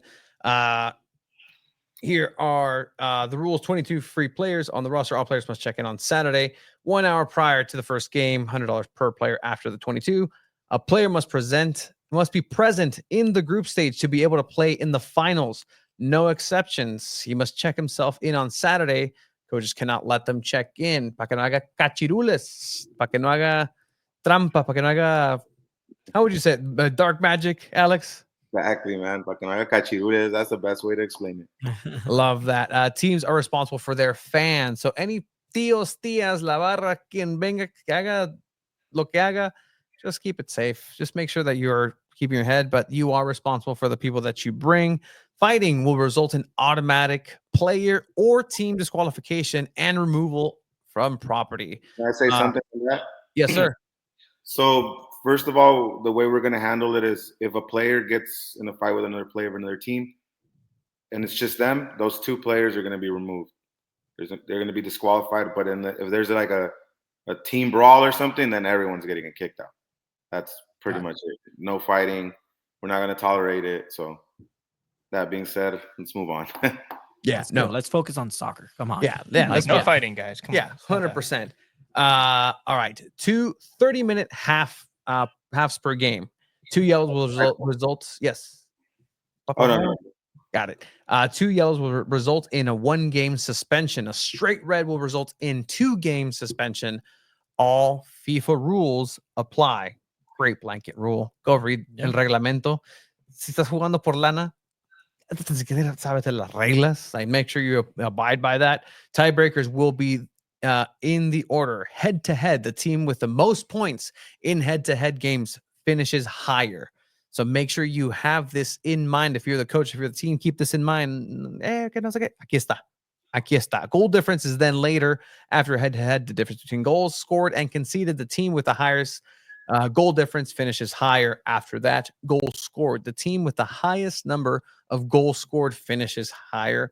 A tie in the group stage will result in 3 penalty shootouts to define a winner. Winner takes 3 points. A tie in the final stage will result in 2 10-minute halves and penalty shootouts if no winner is decided in extra time. The teams will have ultimate unlimited number of substitutions, but a player can't re-enter after being subbed out. Anything there with that one, Alex? Nope, that's it. I mean, it's pretty plain and simple. If you can make as many subs if you take, excuse me, if you take 12 players, you have 2 subs, 1 sub, whatever, it is what it is, but they cannot go back in. That's the main rule. So puedes hacer, si tú llevas 26, 27 jugadores, puedes hacer los cambios que tú quieras, pero no puede entrar. Nomás para la gente que habla español, hay que dejar eso claro. No pueden entrar otra vez. Perfecto. Y si tienen preguntas en español, pues se habla español. Aquí está el Alex. Aquí está. And you can go ahead and hit him up. Hey, ¿qué pasó? Que no me dio claro. El inglés sin barreras no me llegó. Que no sé qué. Aquí está. There will be no changing of the rules on the day of the tournament. No se van a cambiar las reglas para nada en el día del torneo. This way there's no arguing or problems para que no haya broncas en el día on the day of. And please read and understand that the rules. If you have any questions, feel free to reach out. Thank you. Good luck. Please read all the rules. I like that. That's the last thing. Please read all the rules. Si llegaste al fin y dices, please read all rules, está en rojo. Go read it again. Google Translate. Luego hay bronca que no nos dijeron que esto y lo otro, y siempre, nunca falla que haya un desacuerdo on the field in front of everybody.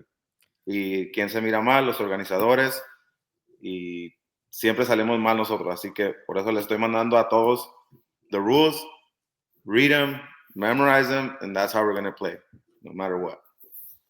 Perfect. All so right. then it's going to be 3 groups of 4, and then top 2 of each group advance, and then best third places, I'm assuming? 2 third places? Gotcha. Exactly.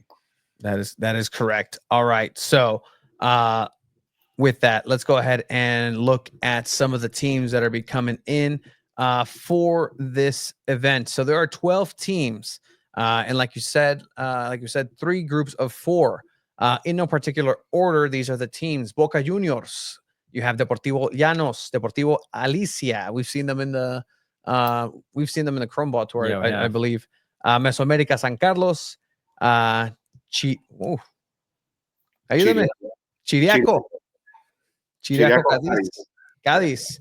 SD Ballers Rosario, Lara FC, Jasmine Texaco, Cochos, JC Strikers, Vast FC, y Yoga Bonito are the 12 teams. So, without further ado, we move into the draws here? Let's do it. Let's do it. All right. So, Marcos quedó mal. Está bien. Hey, pero está Alex. Aquí estás. All right. So, what you're seeing here is the wheel that has been randomized. All 12 teams are here. Give me a number 1 through 5. 8. 8 is not in between 5, but I'll do it 8 times. I will randomize this 8 times. 1, 2, 3, 4, 5, 6, 7, 8. All teams are there. So what we will do is have, let's see. Para que no digan que haya mano negra, ahí está. Exactamente. Todo está aquí. And then what you will see as well, let's see, is that the groups will be placed here. Group A, Group B, and Group C. Everything seems fine, guys, gentlemen. Todo bien. Neta, lo hice aquí el último minuto y a ver si me salió. Hey, no. First of all, hey, thanks to you guys for helping us out with this, man. It really means a lot, and getting involved in everything football in San Diego, bro. Like, thank you guys.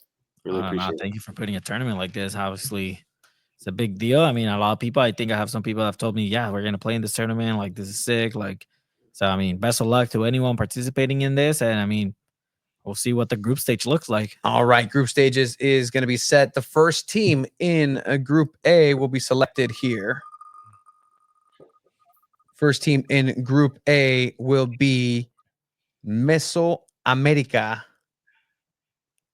Mesoamérica San Carlos. Me lo leyó. All right. Mesoamérica San Carlos. So Mesoamérica San Carlos right here is no longer on the wheel, and we're going to go ahead and place them right there. All right. Next team up, and as you can see, I'm going to keep the concurrence right there. Aquí están listos. Siguiente. It's going to be for first in Group B. First in Group B, Chiriaco, Cádiz. Chiriaco Cádiz. I love that, actually. Thank you. Thank you, sir. All right. Chiriaco, Cádiz is team 1 of Group B. All right. You can share the sheet with me if you want me to update it while Can you? you do the spin. Yeah, just It's on it's in the folder? sheets. Okay. It's on sheets for us. All right, cool. The next person, the first team in Group C. First team in Group C is going to be Boca Juniors. 1. Boca Juniors. Perfect. You got it? Chivas got it pulled up. You guys have Boca Juniors on there? Yep. Perfect. All right. So this is kind of what we looked at right here. This is what we are doing. Yeah, please make it bigger. The first team. So we're back over into Group A. The second team of Group A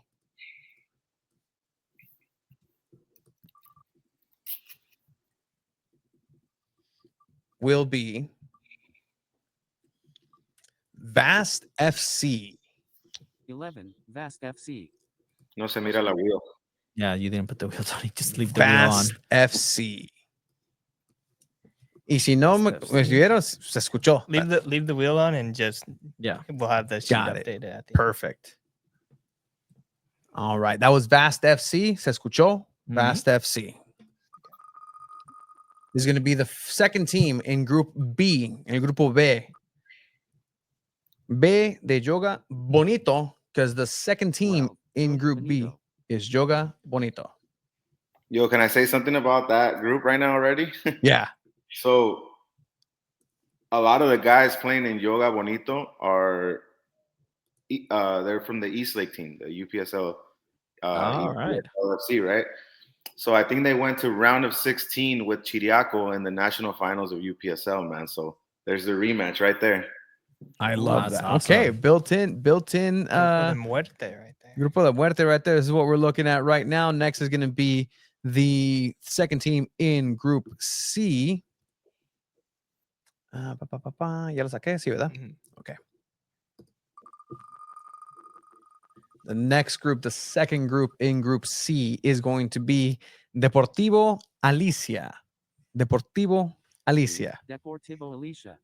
Alicia. Como dice el gabacho. Alicia. Deportivo Alicia is the second team of the last group. All right. Here we go. Vamos bien con números, ¿sí, verdad? Last group, or third in Group A. Third team of Group A, Cochos. Cachos. Cachos. Cachos? Okay. Yeah. Perfect.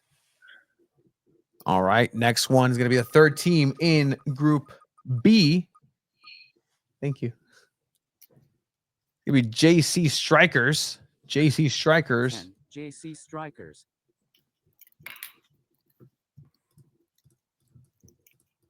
All right. Eliminate them right there. We're down to the final 4 teams.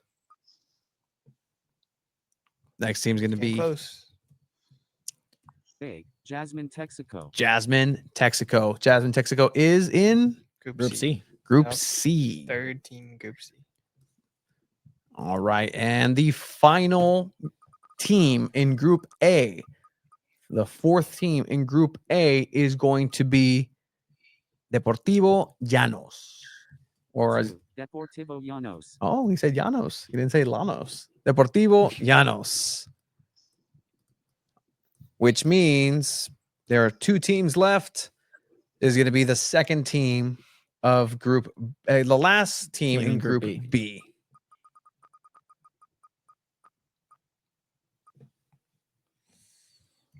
That's going to be SD Ballers Rosario. 6. SD Ballers Rosario. So Lada FC will be the final team in Group C then?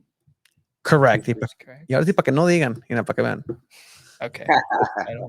It still spins. They want to hear the voice del Gabacho. Lara FC. 7. Laird FC. Lara FC. Dice el Marcos que lo dejes entrar.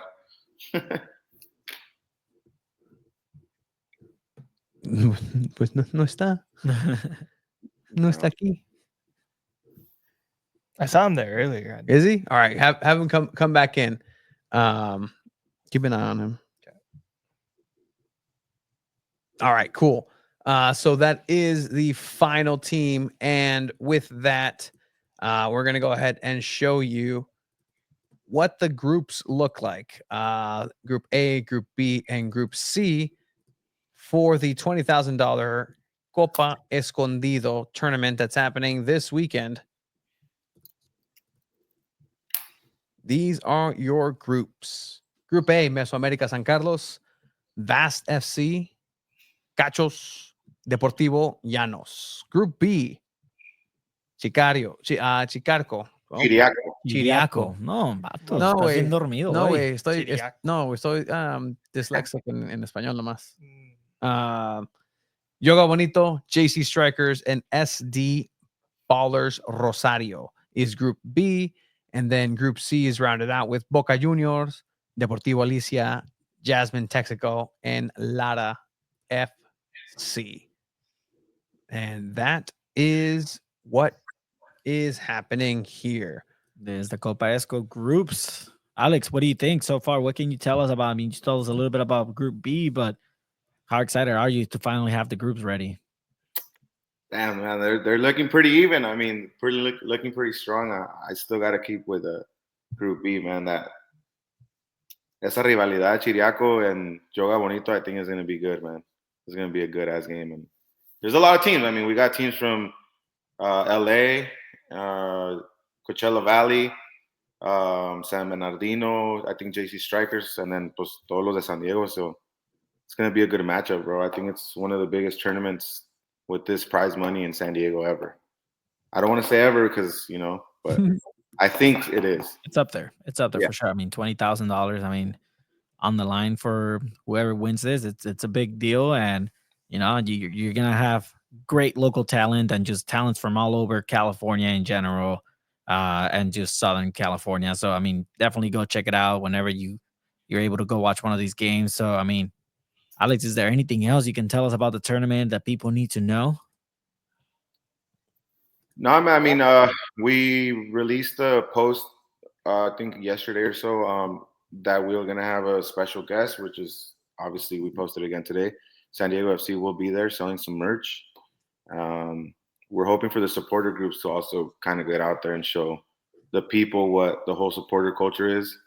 And que hagan su desmadre como siempre, But yeah, other than that, we expect a lot of youth teams out there. We got like 37 plus teams, youth teams going at it too. Mm-hmm. But this is the main event, bro. Everybody's been waiting for this right here. I mean, they've been texting me since 8:30 that what time it's gonna be, and they were all excited and shit. So, hey, if you're here, subscribe. Like, ya que hicimos el favor, subscribe. No es cierto. Tírenle un subscribe a esos guys, man. Fucking cool ass guys, and like I said, thanks again for helping us out. Pinche Marcos me quedó mal, pero un tas, güey. No pedo. Marco, es que ya se está con esto, sí, que no sé qué, ya trae. Mira, al Marco ya no me lo ves así. Nah, he's a cool dude, man. Cool dude, man. Me and him teníamos una rivalidad ahí en UPSO cuando él estaba con ADG y yo con él. Y así empezó, because Esco and San Diego have always had like a little rivalry going on, and that's how it kind of started, and that's how I met him. Pero al final del día, creo que los dos tuvimos el mismo interés, es to help the soccer community in San Diego grow in general. Not just in our section of the county, but in general everywhere. Put something like this together, man. It takes a lot of planning, and it's been crazy, but we got together and we both did it, man. I love it. Congratulations, man, because this is going to be a fantastic event. Where in Escondido is this happening? Can people come and watch? Yeah, so it's gonna be at the Francis Ryan Park in Escondido. I mean, I think you have the flyer there. It's got the address right there, but Ryan Park, that is the park that it's gonna host this event, man. Francis Ryan Park in Escondido. Let's see, boom, right there. Es donde es. Yes, exactamente donde es. Let me share the screen right here. Boom. Got it? Cool. All right. So with that, saludos a todos los que están aquí. Gusto de verlos haciendo lo que amamos. Así es. Hopefully people go out and support. No, el patrón. Pues, ¿patrón de quién? ¿Patrón de quién, vato? Mira, ¿sabes qué? Es the Inter all the way. No, es cierto, vato. No, man, I'm kidding. Hey, SD, shout out to SD Inter. Didn't get through to the no le hicieron, UPSL final, like no losing against pudieron. Eastlake, but they are one game away from making the round of 32 of the US Open Cup on December 8th at Mission Bay High School. So definitely check them out as well. Support local soccer, everyone. It's happening here, everywhere. Alex, is there anything else for us tonight? That's it. We went over the rules. Just one more thing. Para que no haya misunderstandings, no haya pleitos, no haya ningún desacuerdo ahí en la field. The playoffs are they're gonna be paired by seed, just so you guys know. Okay, that's typically how it is everywhere.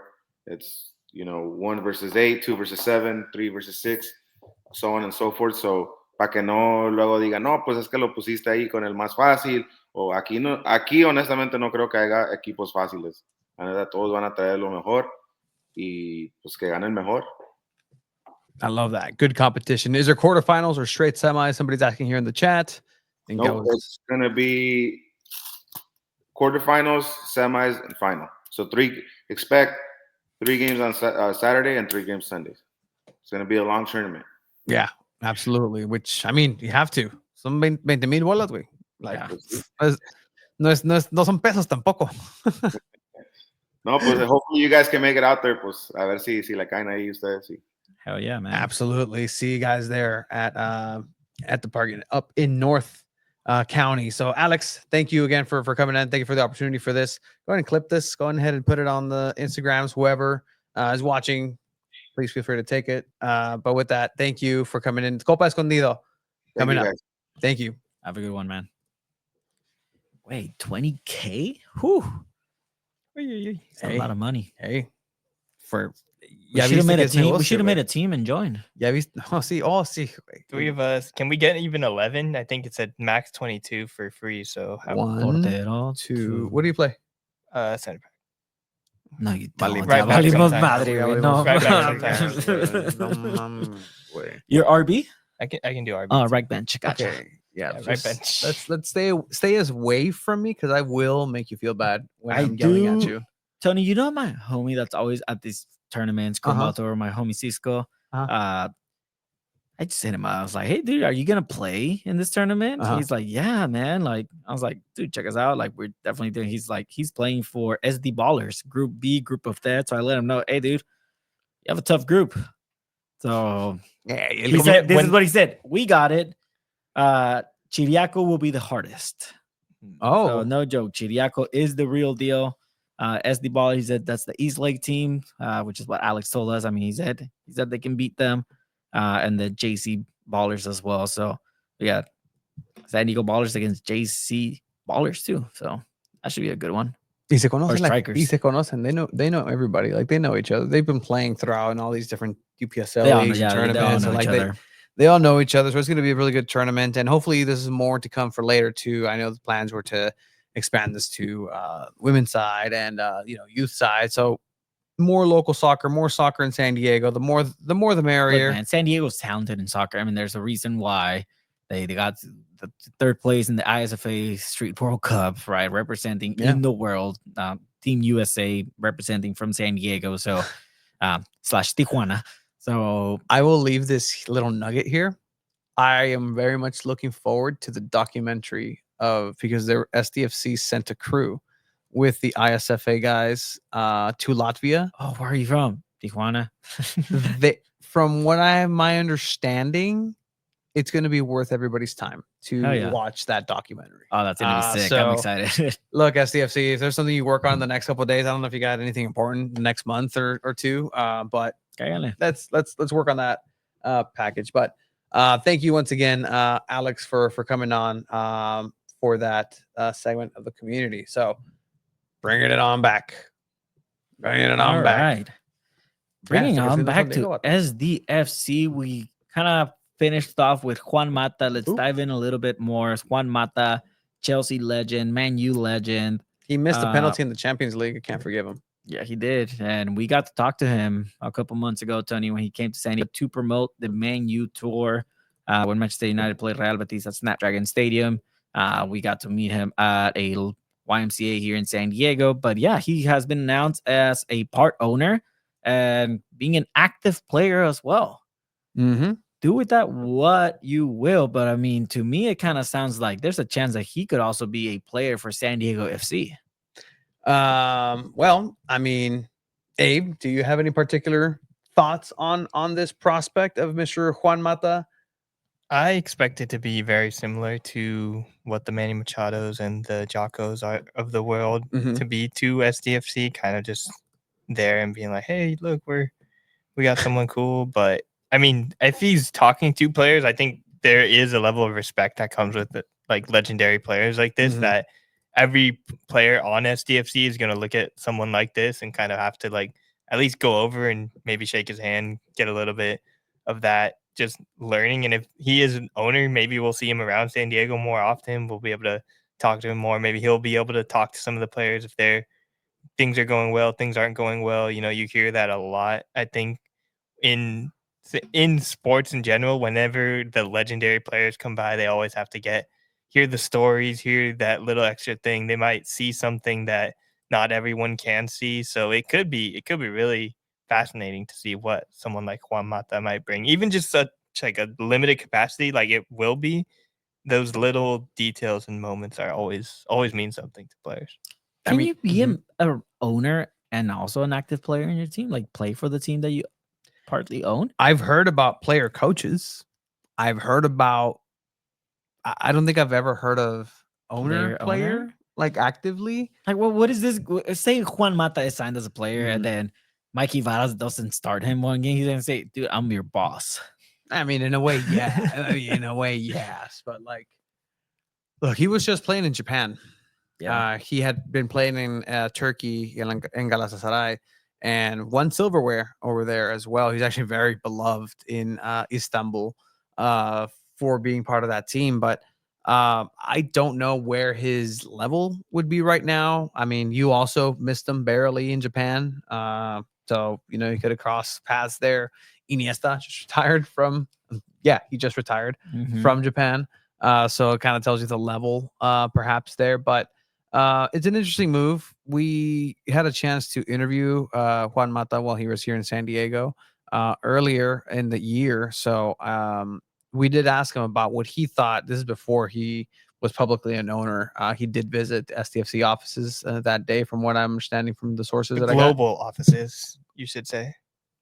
Correct. In Little Italy. The San Diego FC global offices. Still waiting on the second office for SDFC somewhere in the globe.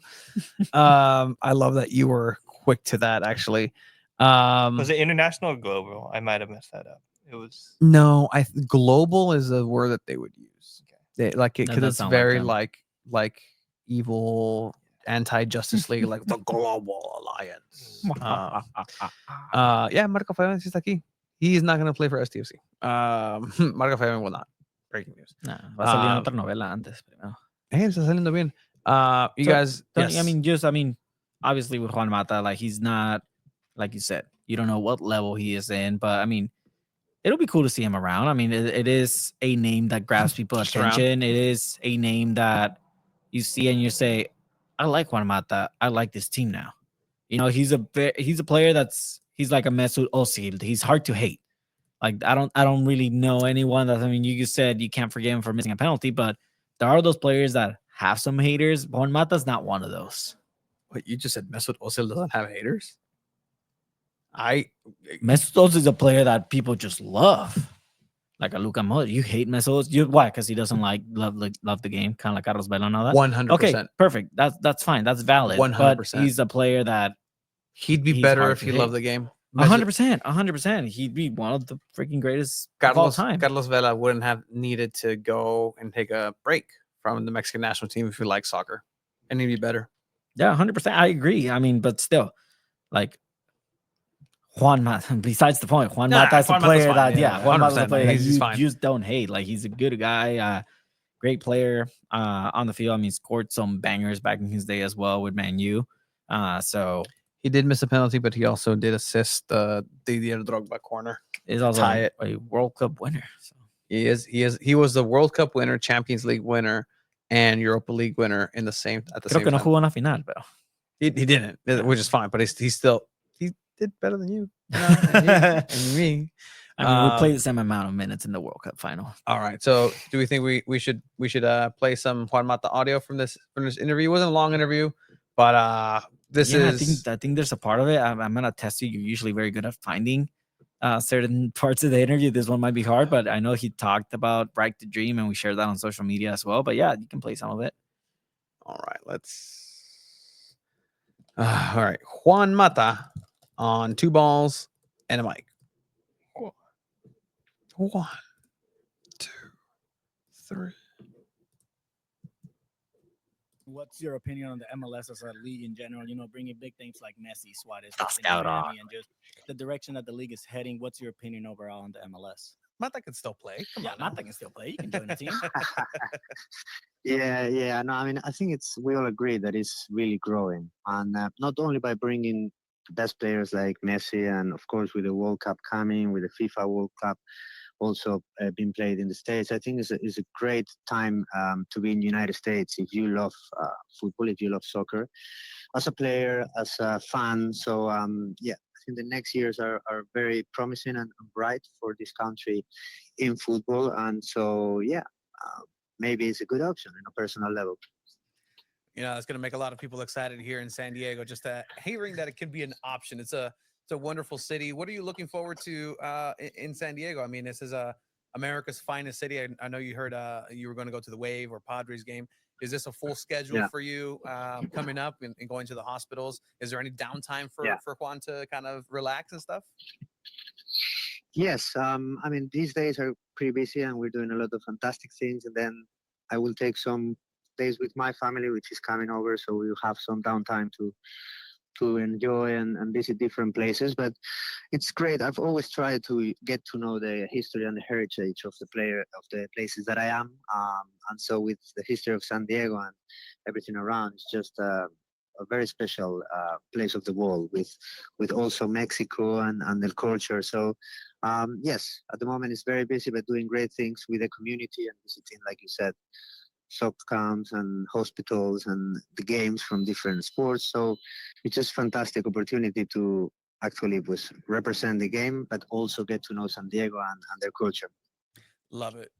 And what do you hope to see at the San Diego Wave game? Obviously, San Diego Wave arguably one of the best teams in this nation. Yeah. Unfortunately, you won't get to see the legendary Alex Morgan due to an injury. But what are you excited to see about the game here at Snapdragon? Well, first I am excited to see Casey Stoney, which I know very well from her Manchester United times. But then I just want to feel the atmosphere. I know that, of course, they are one of the best teams in the country, hence in the world, and they have a great level of players. So I'm just really looking forward to enjoy the game, to meet them, and especially to feel the atmosphere in that fantastic stadium, which the Man United game will be played, the Snapdragon Stadium, and that will hold the Snapdragon Cup. And then one last question in English, and we'll switch it to Spanish. Is Juan, are we ever going to see the return of your blogs? Those on your website is Did you like them? Oh, I was there every single day it dropped. I really enjoyed those. Okay, maybe that you like it now. Maybe I think about coming back to it. It was a good way to express myself, to communicate with whoever wanted to read them, and to try to share a little bit the story of a football player and your feelings after the game, during the week. And yeah, I loved it. I stopped it because I had many other things to do, but maybe in the future, it's a good way also of expressing yourself. So thank you for your words. And if I come back, hopefully you still like it. Yeah, absolutely. JuanMata8.com, and you can search 1 hour behind. That's the name of the blog. Fantastic. And we'll switch it into Spanish right now. And that's exactly what we did. We did switch it to Spanish. Yeah, we did. We can have that. That's episode 222 of Two Balls and a Mic, where we had that. We had what an episode. We had 2 World Cup winners. We had Shannon McMillan and Juan Mata in the same episode. Peak San Diego football. Peak Two Balls and a Mic. Wow. Now we have Abe. Yeah. Which is even better. No, What? I'm not better than Shannon McMillan. I'm sorry. You're better than Juan Mata. Still. He didn't say McMillan. no. No, I'm not better than Juan Mata. Yeah, you're better than everyone, Abe. I mean, yeah. So I mean, Juan Mata joining SDFC obviously is going to be a big thing. He's probably going to be at that Chrome Ball tour in Snapdragon. I mean, maybe.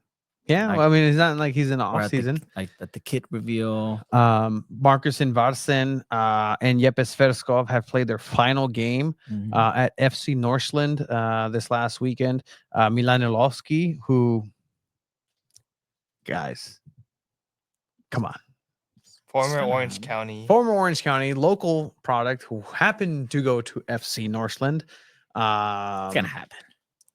Yeah, he scored He in did. this final game. So he scored his 3rd goal in the year for FC Northland. And that's what's going to be coming in more than likely into San Diego, injecting some. Oh, I just saw that. My bad. Yeah. 20 minutes ago. Oh, well, okay. you guys just said something. Anyway, I didn't see it either. It was 5 minutes ago. Don't worry. Abe got to go to the bathroom. So yeah, put you on the spot, Abe. Sometimes it happens, guys. If you have to go to the bathroom, go. Yeah, It's Tony okay. used to go a lot. To the You know what's bathroom really before. cool about Japan? There's bathrooms everywhere. They're public bathrooms. They're nice. They have bidets. Some of them are on the floor. Have you ever done one of those? The one that's like in the floor? Did I have to eagle in? That you had to Like like Miguelito? squat. Yeah. Yeah. How was Miguelito. that? I honestly think that's how bathrooms should be, how toilets should be, because you're just like it just gravity does its thing. Technically, it's natural when you really Yeah, think no, about it. actually, that's the That's position that the you should be. normal position. It was just Yeah. completely squatting. So it's good to buy those little step things. I have one of those. in my Yeah, house. it it's a does little help. stool. Do you have a squatty restroom in your Not house? not too? a, like no, not the a little stool. a little. I put a stool in front of the toilet. Para que te levante because it pushes your intestines. Gravity works, man. I just I used eat a fiber. bidet for the first time yesterday. Oh, Ever. how'd you like it? It was cool. I want to buy one now. Used a bidet for the first time. Yeah. I mean, And- what was it like? You were fine. Have you guys ever used one? Yeah, Yeah, used it a lot. you weren't just in Japan. bro? 10 out of 10 power. Yeah, bro. And Yeah, it then was there, cool. the toilets, the seats are like warmed and heated. Some Oh of them wow, have, el like, a little fondillo energy. bien limpio me quedó todo perfecto. It's cool. Did It's, it talk to you? you gotta have like. I didn't get the ones that talk to you. You gotta have like really Thank you. cheap. Arigato gozaimasu. Nice No. shit. You do have to use like dry toilet paper though to dry it off, because like if you have like the nice actual like 2-ply toilet paper, then it like just kind of keeps it all moist. But you got to use that dry stuff.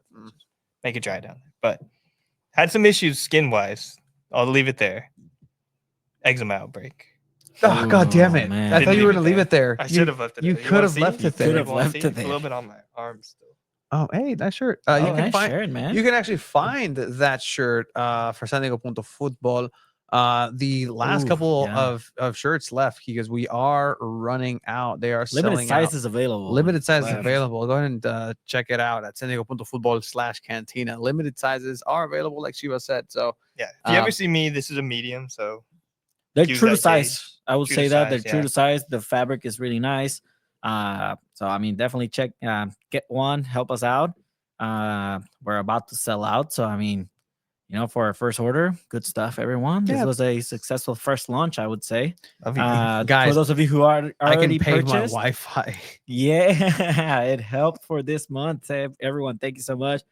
Those of you who have placed orders, they will be getting shipped out by early next week, I would say. You'll have them after Thanksgiving, so they should be arriving pretty soon. I will make an announcement when all the shirts have been shipped.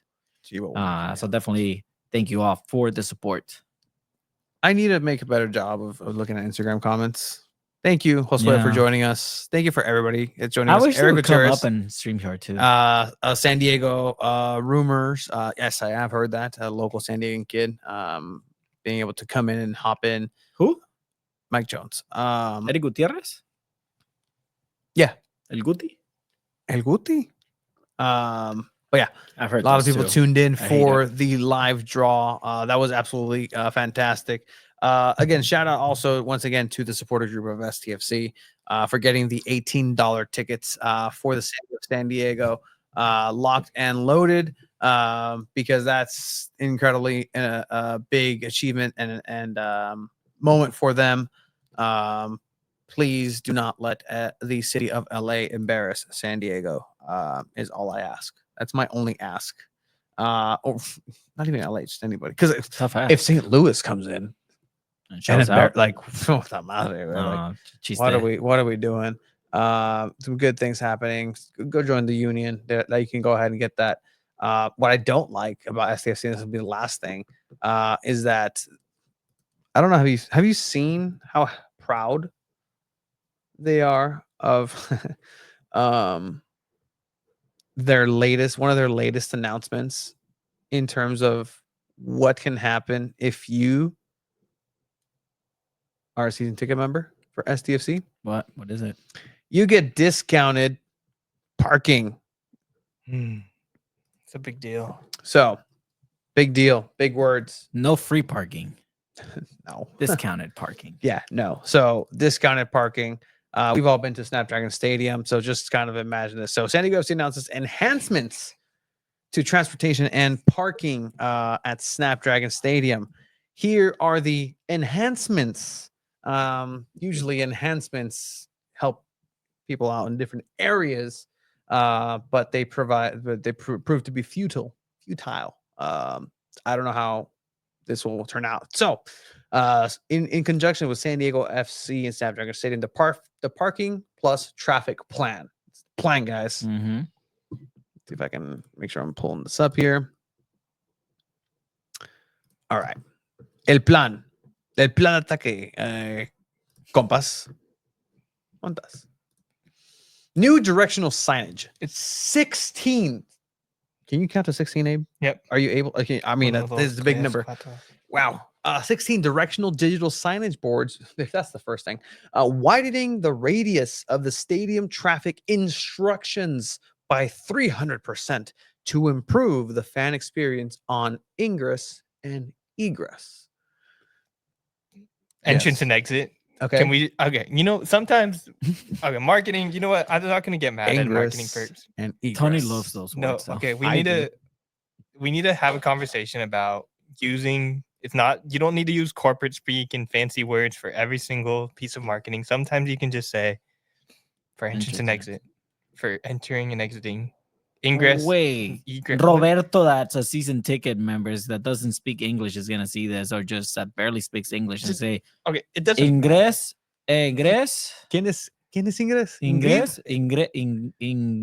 All right. It says so much about Mission Valley Stadium that presenting a traffic plan and the ways that parking is going to change, and people are like, oh, yes, it's cool. Point one is sick. 16 directional digital This signage is so boards. cool, man. So this isn't even from. Oh, can I go up to these 16 digital signage and utilize them and put my own directions on them? What was it No. before? No. That it went up to 300%. I don't know. Do that. Okay, Someone do when you that say math for us. that just literally just means, hey, we're putting signs further away from the stadium. That's what that means. For instructions that, guess what? People aren't going to fucking follow anyways.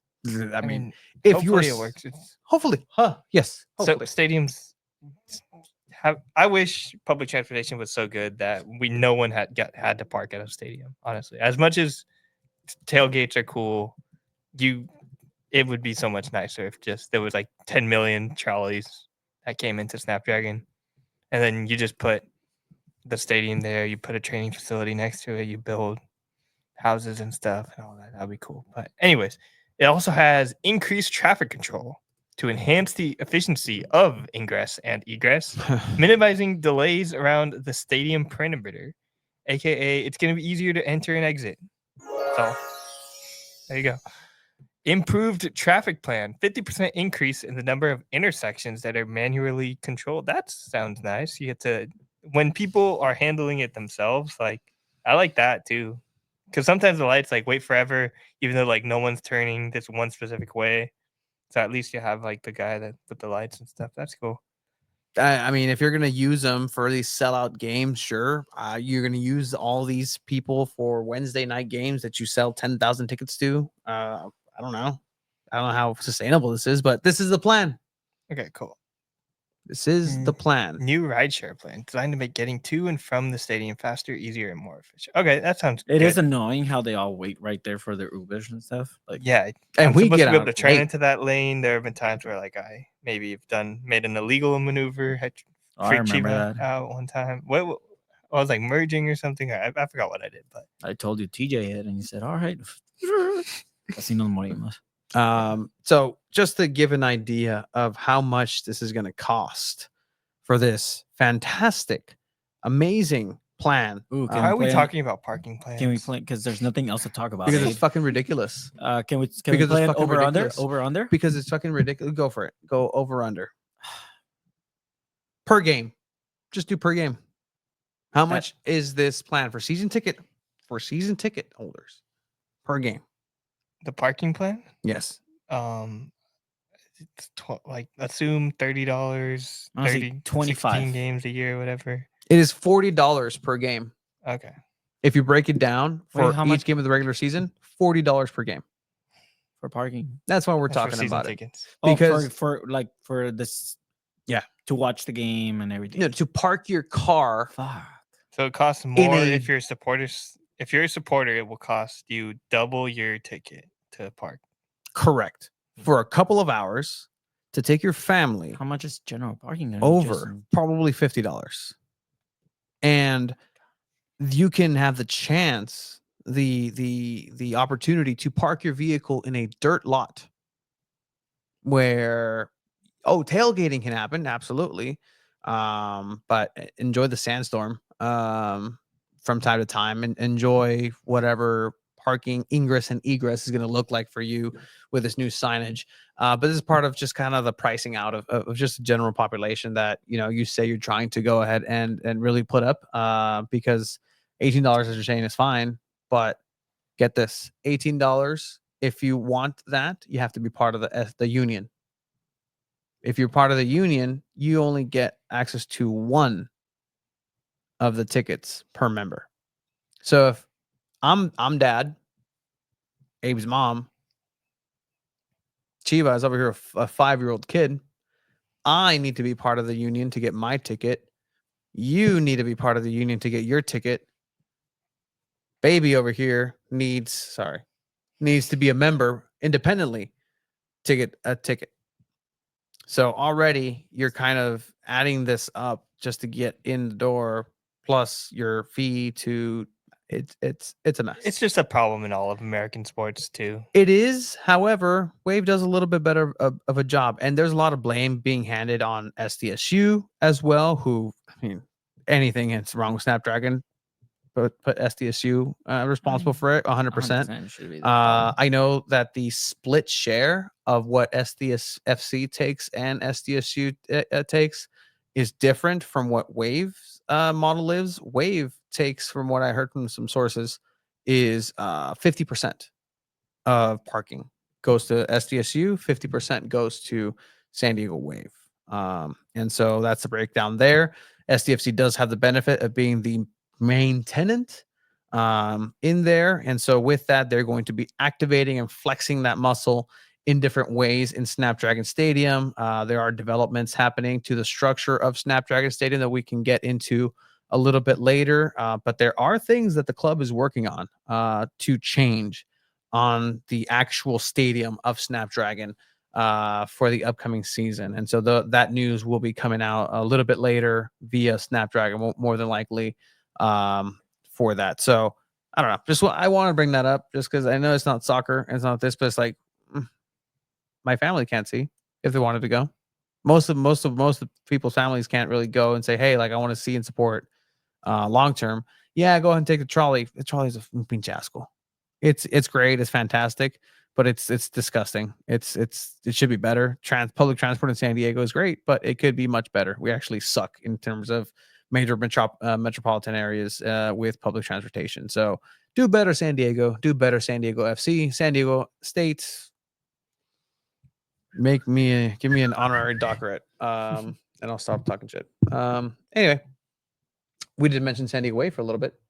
Did you guys talk about the Landon Donovan news? Was that last week? Yeah, last week. That was last week. Dude, where were you? Yeah. I listened to the Darren Smith interview. You guys didn't really go too much into it, but yeah, Landon Donovan officially not going to return as the head coach of San Diego Wave FC. What do you guys think?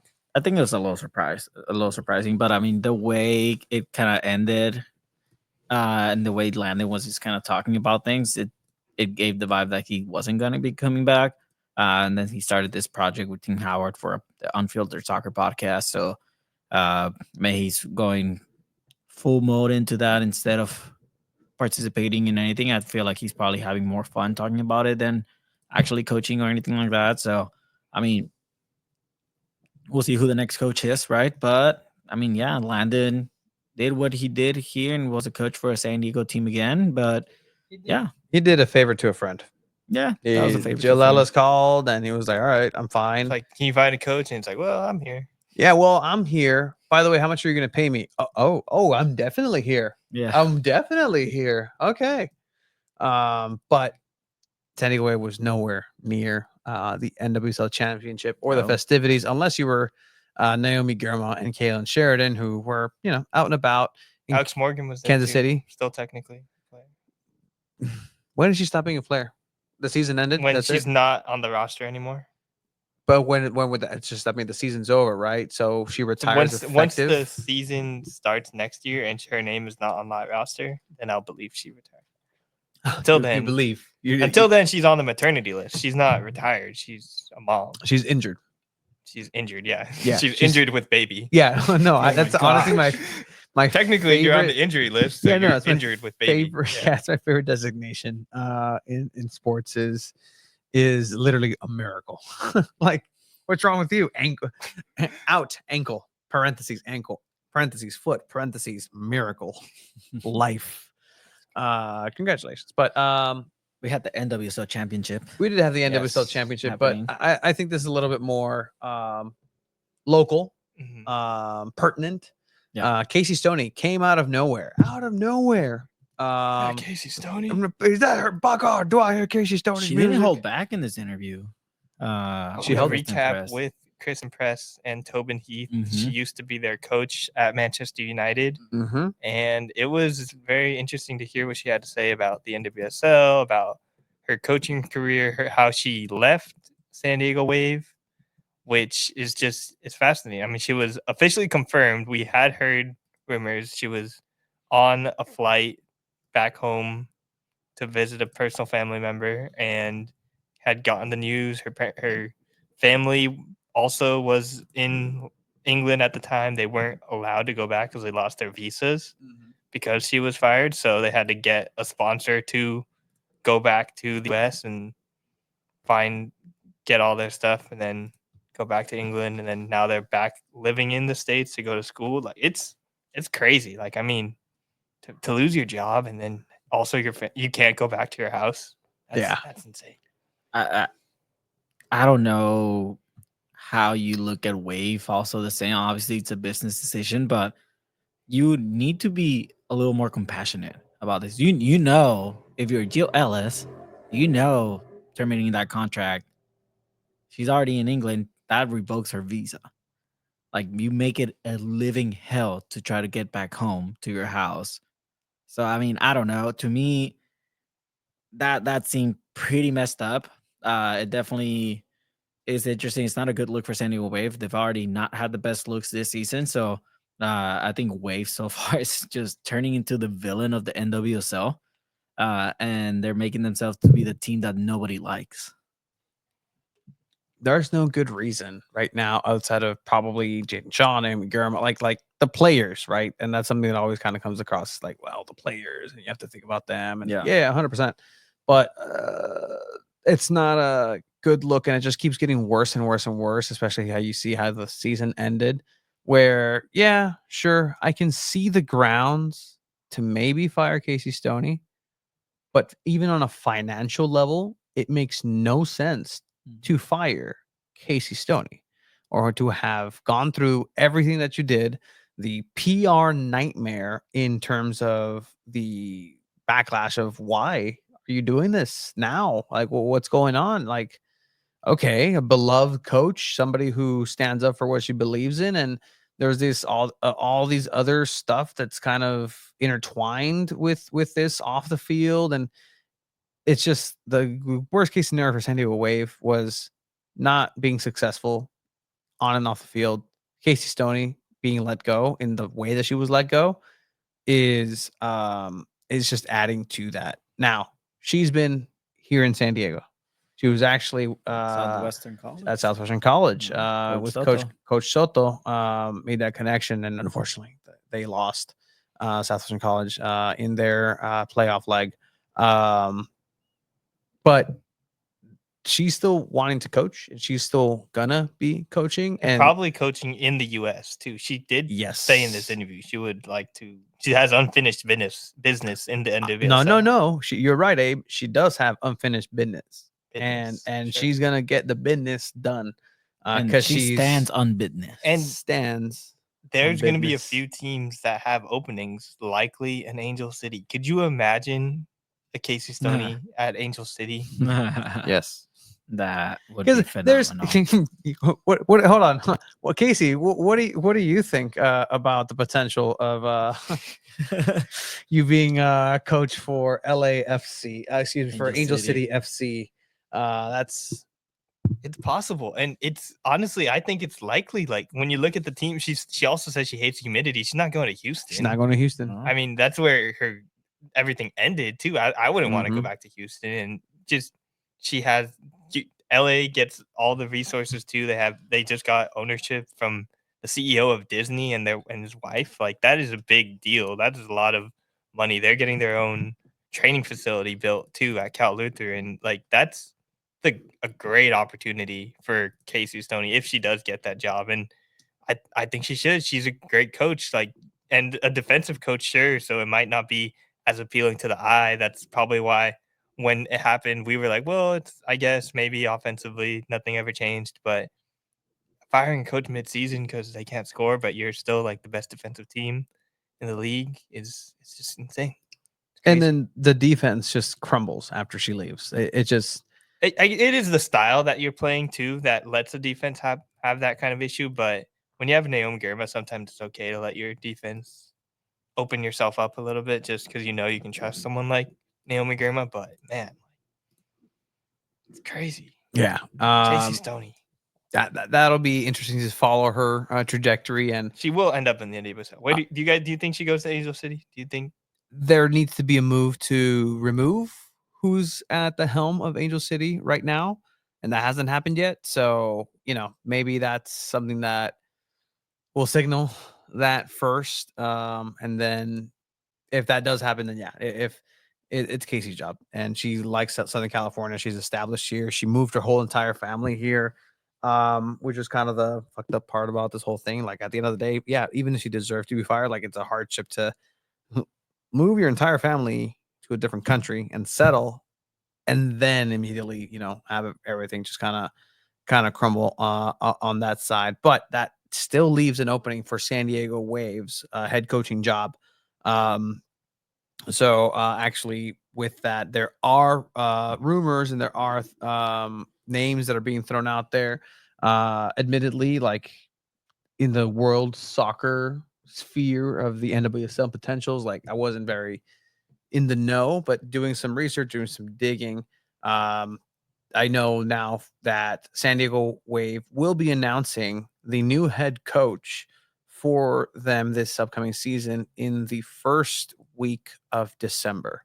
Last week, they were down to the last two candidates for head coaching, but that decision is pretty much coming down to it. And so there are some names.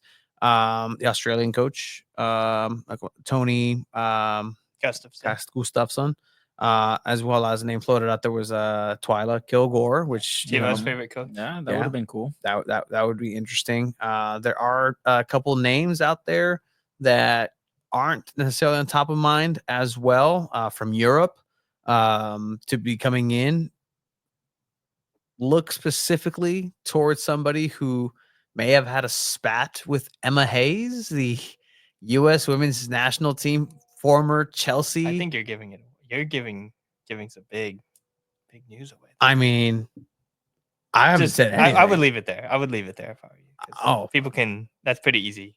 Nah, I've never had a positive encounter with Emma Hayes. Have you? Have you had a positive encounter with Emma Hayes? I haven't had an encounter with Emma Hayes. So I am absolutely right on top of that. So neither has Chiba. I mean, these are all just names that are being thrown around as well. Nothing official will happen to the first week of December. So I mean, anything can happen. Anything can happen. No, 100%. Maybe they announced Casey Stoney back. Who knows? That would be the funniest, most amazing return. Like, you know what? We messed up, guys. It's Casey Stoney. The odds aren't zero on that. Yeah, the odds are like, but like, what? How would that even happen? It's like, does she interview for that job too? Joe Ellis would have to resign.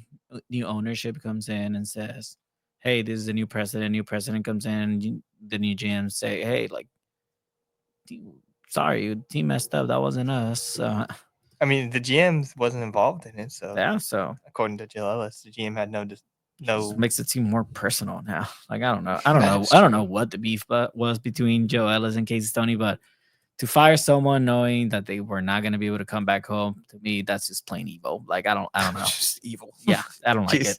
I don't like it. It gives me a bad vibe for sure. Yeah, she's not. She's not. Joe Ellis is not a chill dude. She's not a chill. She's not a chill guy.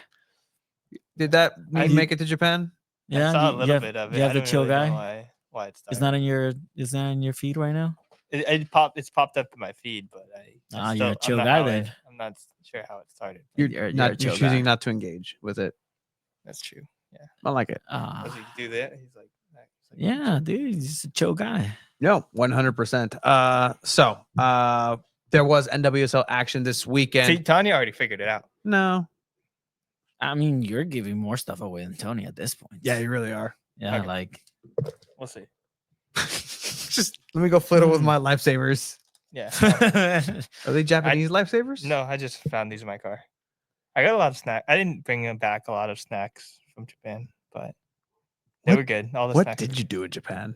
Like, we've heard about your... I went to a baseball game. Actually, I got this at Tokyo Dome. So you know what's amazing about the Japanese team that lost baseball? against a Taiwanese team? That's crazy. Japan beat USA there, and so it's amazing. Their whole outfield is their supporter section. So when the opposing team is batting, it's silent. Like, I could yell from I was in the top deck. I could yell and the players would hear me. It was pretty quiet. But like, people are like chatting a little bit, but it's pretty quiet. And then when their team is playing, you can't even hear the person next to you because of how loud it is. They have songs for every player that's at bat. It's crazy. They're just like singing, going crazy. Like, there's flags everywhere. When there's a home run, just people are going insane. Everyone says, I forget which word it was, but they all like freak out for strikeout. It was so cool. Baseball is so much better over there too. Yeah, Japan, that's their national sport. It's like, we lost base. It is no longer America's pastime. It is Japan's pastime. Yeah, well, I agree. And until the crown is taken back, there's nothing to say about that. Taiwan technically won the entire tournament, so shout out to Chinese Taipei for winning the Premier 12 championship. But yeah, and then there's like old baseball players for USA that were there. Like Rich Hill was playing, which is kind of cool. Heck yeah. Former Padre Dan Altavilla was on that team. I don't know if you remember him. Yeah. Humongous thighs. He's pretty cool. Yeah. And then what else? Yeah, no, you're right. I went to a wrestling event. You would like that. I went to a pro wrestling. Oh, yeah? Yeah, New Japan. The World Tag League. Oh, dude. Are you jealous? I am. Are you jealous? Are you jealous? Yeah, I'm jealous. Yeah, I'm jealous. That's pretty cool. Yeah, you know what's crazy about Japanese wrestling? They don't go to the top rope. I did not see one jump from anywhere other than like in the ring. There was no one went to the top rope or even the second rope. Like, it's a little weird, but it was very, very cool. Yeah, it's a very strong style, storytelling, story based, and much like baseball, as you're saying, like, it's quiet. Except there's a respect level. It's just like, it's quiet, and then someone will shout a name every once in a while, whoever they're rooting for, and yeah, it's pretty cool. All right. You know what else is pretty cool? The end of the NWSL championship and the way it happened. I think, if it didn't happen this way, I think people would have been sad. The majority of the NWSL fan base wanted to see Marta go out with a bang and a championship, playing against the Washington Spirit, who has also been a very tough team. We've seen it, but I think Barbara Banda has been a stellar addition to the NWSL. Me seeing her is just one of those things. It's like, there's a game changer, like on the field. I actually was in that podcast with Casey Stoney that they were talking about Barbara Banda and Marta, and how Marta used to be the Barbara Banda of her time, and just And Marta's still Marta is the crazy part. Like when you're playing Orlando, you have to worry about both of them. And that's why you can make mistakes like that one right there. Just kind of letting that near side goal in. This probably should have been saved, but just when you're having to worry about two just unreal attacking players like that, it's so hard as defense. And credit to Washington for only keeping it 1-0 because it could have been a lot worse with so many great players like Orlando has. Did you watch the Liga Femenil final? It is happening at 6:00, and I did not watch it, or I haven't seen the score. I was planning on watching it later, but I'm willing to get a little spoiler. All right, let's. Wow, ends in penalties. Yes. And a Clásico Regiomontano, a derby of the northern part of Mexico, Monterrey versus Tigres with the back-to-back. Christina Birkenrode, the San Diego native, wins another championship. El Bicampeonato back-to-back. So congratulations to former guest of the show, pal of the show, Christina Birkenrode, on another great achievement. She was on again. Yeah, we should definitely do that in the off season. Have her here. That's fantastic. The Shield curse is broken. Yeah, I mean they won the double, the Orlando Spirit. So Pride, Washington Spirit. Yes, I'm very dyslexic in both languages right now. Then what did he say? He said Orlando Spirit. All right, Orlando has spirit. Yes, they do. you know what happened? I saw Orlando on the score bug, and then I looked to the right and I said, "Oh, that's the Spirit, Orlando Spirit." It makes no sense. Just makes sense in my head. But no, I'm gonna go back and watch this. I've been saying Katy Martinez hit the tying goal in the 97th. Oh wow, yeah, sounds like a hell of a game for sure. I mean, shout out to Berkey for going back-to-back titles in Mexico. I mean, just tearing it up over there, getting call-ups for the Mexican national team. She's a regular there now, so I mean, big thing. Thank you, Tanya, for big players in San Diego. Yeah, thank you, Tanya, for stopping by and saying hello, and giving us some good info. I'm definitely gonna go back and check that out. I was want to watch Christina Birkenrod. You know who's on it? 619 Sports, probably. Yeah, for sure. Shout out to 619 Sports. All right. So, anything else for San Diego Wave, NWSL Championship, Orlando, win the double. Marta, fantastic. Barbara Banda, excellent. Now just reset for next year. Yeah, I think Orlando is going to be such a tough team to be in the coming years too. Like this is the beginning of a dynasty because they went from like whatever last like 2 years ago. Last year they were like pretty okay, just average team, not great, but you could see like the seeds of like, especially with a player like Marta, like maybe. And then now when you have like a player like Barbara Banda, it's impossible to like they barely lost their last 2 games. And that was after they clinched the playoffs. Like they were utterly dominant this year. And if they can just keep playing their style that way, I don't see how anyone can stop them. I like that. And preseason for the NWSL is going to be right around the corner. Mid-January, players start reporting. San Diego Wave will be involved in the Coachella Valley Invitational along with San Diego FC. So two San Diego professional soccer teams being represented in the Coachella Valley Invitational coming up. A lot of action for the Snapdragon. So with that, I think it's a good time here to take a sip of our recover. It's coconut water and it's sugar free. It's really good. It's really good. I like it. I don't know. I've been thinking about this actually. Like, how do I not make it sound fake? What you're advertising? How much you like it? No, it's honestly, it's so good. I mean, 2 for $4 at Sprouts. Or if you go to the market by my house, they're 3 for $5. I can flip this. That's pretty cool. Yeah.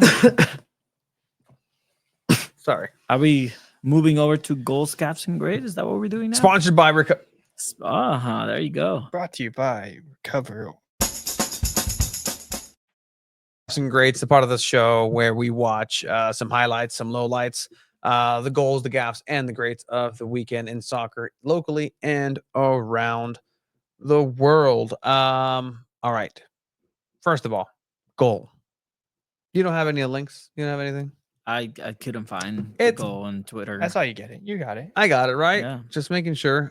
So there was actually the goal that Callan spoke about earlier, which was a fantastic goal from almost halfway here locally, UC Davis versus USD to take them into the next phase to face Duke, which is going to be a tough challenge. But I think that this goal on itself just means a little bit more.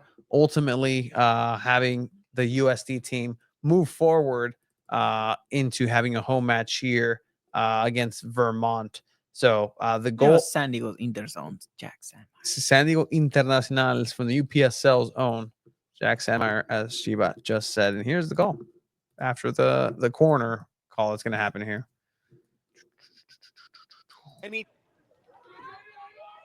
His service, back stick, headed up and in. The Toreros take the lead. And Zach, you felt it coming. They've been pressing for the last 10 minutes. 2 corners in the last. Sandmeyer, you just won San Diego Football's goal of the week. This is the one where I was thinking like we could actually contact them and be like, hey, dude, like, how do you feel winning San Diego Football's goal of the week? Didn't do that. We will. We need to come up with something like a little medal, like a pin. Like we can't be going around handing player stuff. Yeah, like it just can't. I think you just gotta say it to them awkwardly. Maybe we'll see him at this game on Sunday. I know I'll be there. So heck yeah. His service, back stick. Oh, could have been a foul, but a foul. I mean, if the player goes down, technically maybe they call that a foul. But I love it when you have just a tall player that just gets taken advantage of. Absolutely. Jackson. All right. So that is that. Weren't able to find a gaff, correct, Chiba? I'm gonna throw a gaff out here, especially after this.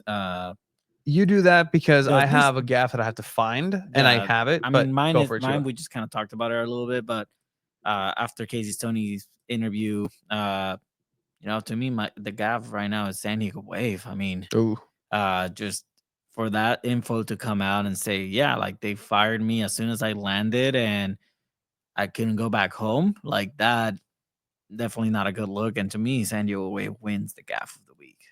I don't know if you guys agree or not, but that's just my take. I agree. It's just definitely a bad move. And then when you're not bringing back Landon Donovan now, I wouldn't call that a gaff. I think you have some other options out there. But if things don't go right after you don't bring back Landon Donovan, who kind of at the end of it made it look pretty solid, pretty okay. Like they're better offensively. You could see kind of the vision in the future if he had continued on.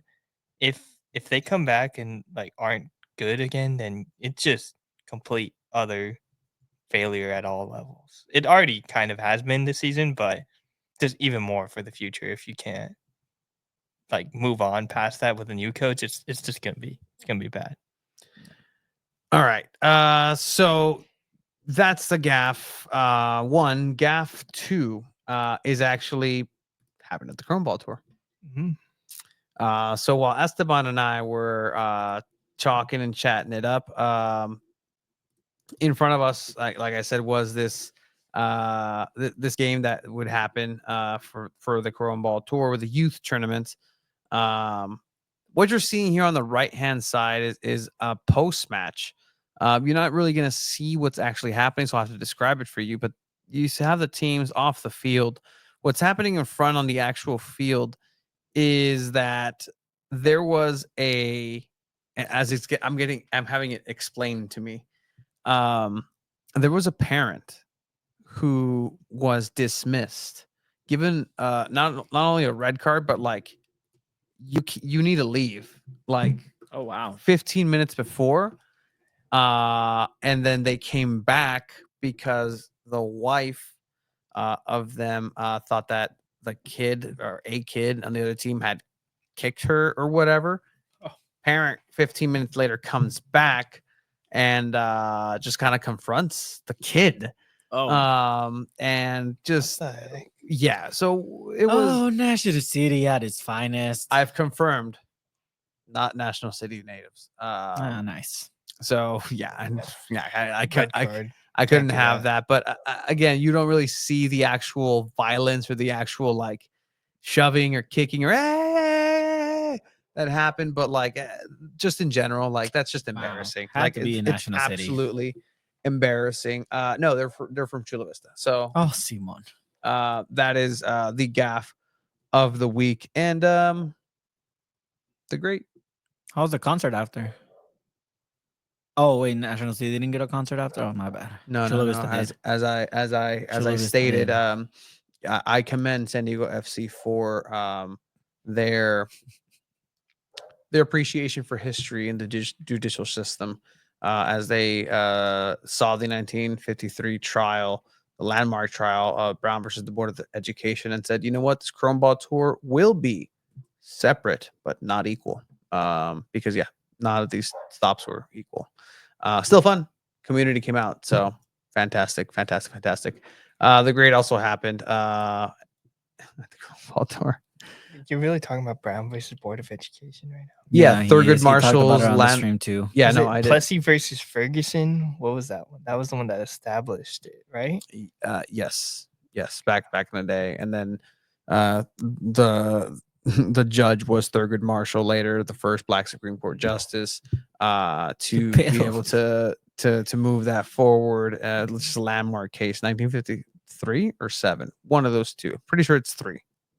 Okay. Maybe it started in 3. I don't remember the years, but I kind of remember what each one was about. And actually there was a local contingency of that in Lemon Grove where the railroad tracks really divided the Mexican side and the non-Mexican, the non-cultural side.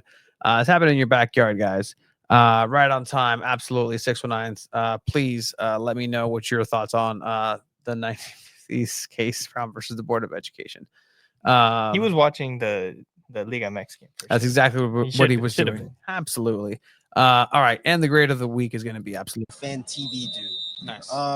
You know, because with Home Alone. Whoa! I saw that coming from a little bit, but that was a class A. That was amazing. Buffon would have been proud Wow, of that. that was sick. That was sick. Yes, I'm glad I got that moment. I am glad I got that moment, but I'm not the grade of the week. The grade of the week is USD Torero Soccer, men's soccer. So congratulations to them. They will be having that match this Sunday at Torero Stadium. Hit us up, hit me up, me. Don't bother these two gentlemen. I have a code for you. Just ask for it, and you can get your ticket for $5 to go to this match. Parking? Parking's free. Yeah, parking's free on. But get there what a early. concept. But get there early because it's a hassle. I used to a few times I had forgotten the parking pass that they gave us at the Loyal game, so I would just park at the Office of Education and just walk down. It's not that bad. No, it's not. It's not. It was There's a always a place to park. It was a good little walk. I have the video. I didn't send it to anybody. I do this, and I wasn't going to send it to anybody, but you guys would appreciate this. I did get to the parking. I was upset for whatever reason because it was taking forever. And myself, and I decided to. This is gonna be good, guys. Trust me, it's fine. I'm looking for it. It's gonna be great. It's gonna be fantastic. From Tabular.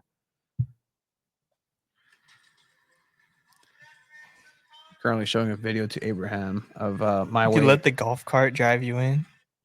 Yeah, and I was the only one on the golf cart. Why not? Ya no estás gordo, güey. Hey. Chato huevón. Those hills at USD have cost my knees years of life. Your knees are better now. Shout out Johnny and shout out the Dago boys. I had a conversation with them after, just kind of getting their takes and just kind of their vibes and good guys. And again, hopefully they will be part of the contingency and union that defends the honor of San Diego against everybody else. All right, so that has been goals, gaffes, and greats. And before we go, Abe, there's another Pokemon pack.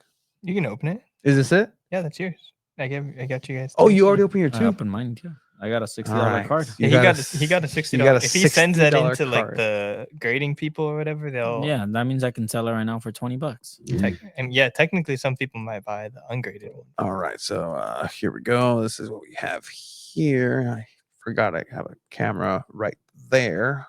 All right, very Japanese. Okay, you guys.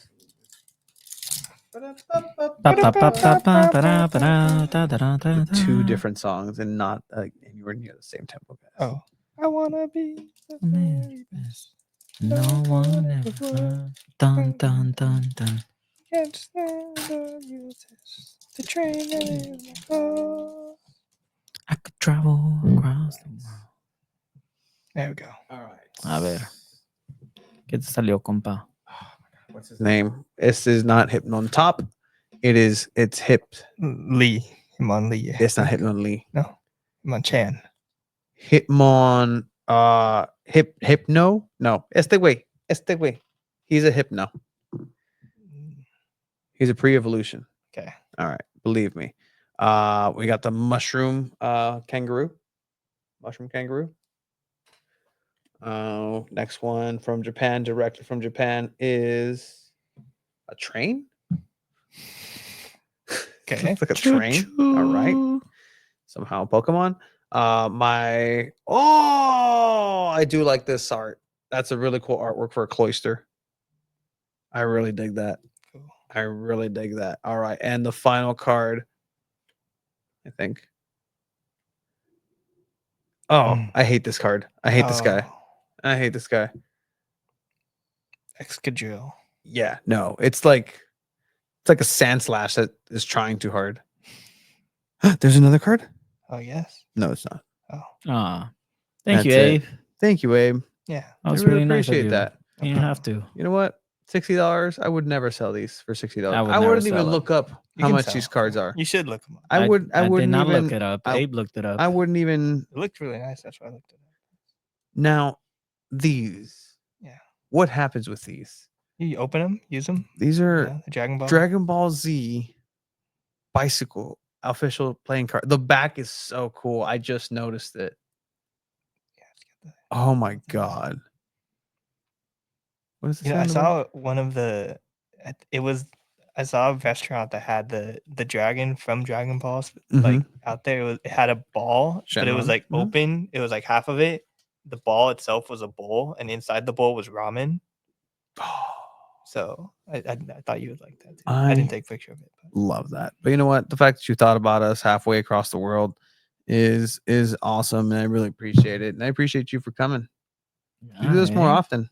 It does I get can cold come here. in. It does It get gets cold really It here. is a cold in little here. cold in here. Yeah, Yeah. it's okay though. I'll bring another jacket. Maybe I'll come wear like pajamas on the bottom. So no one can see that. Darren Smith was freezing.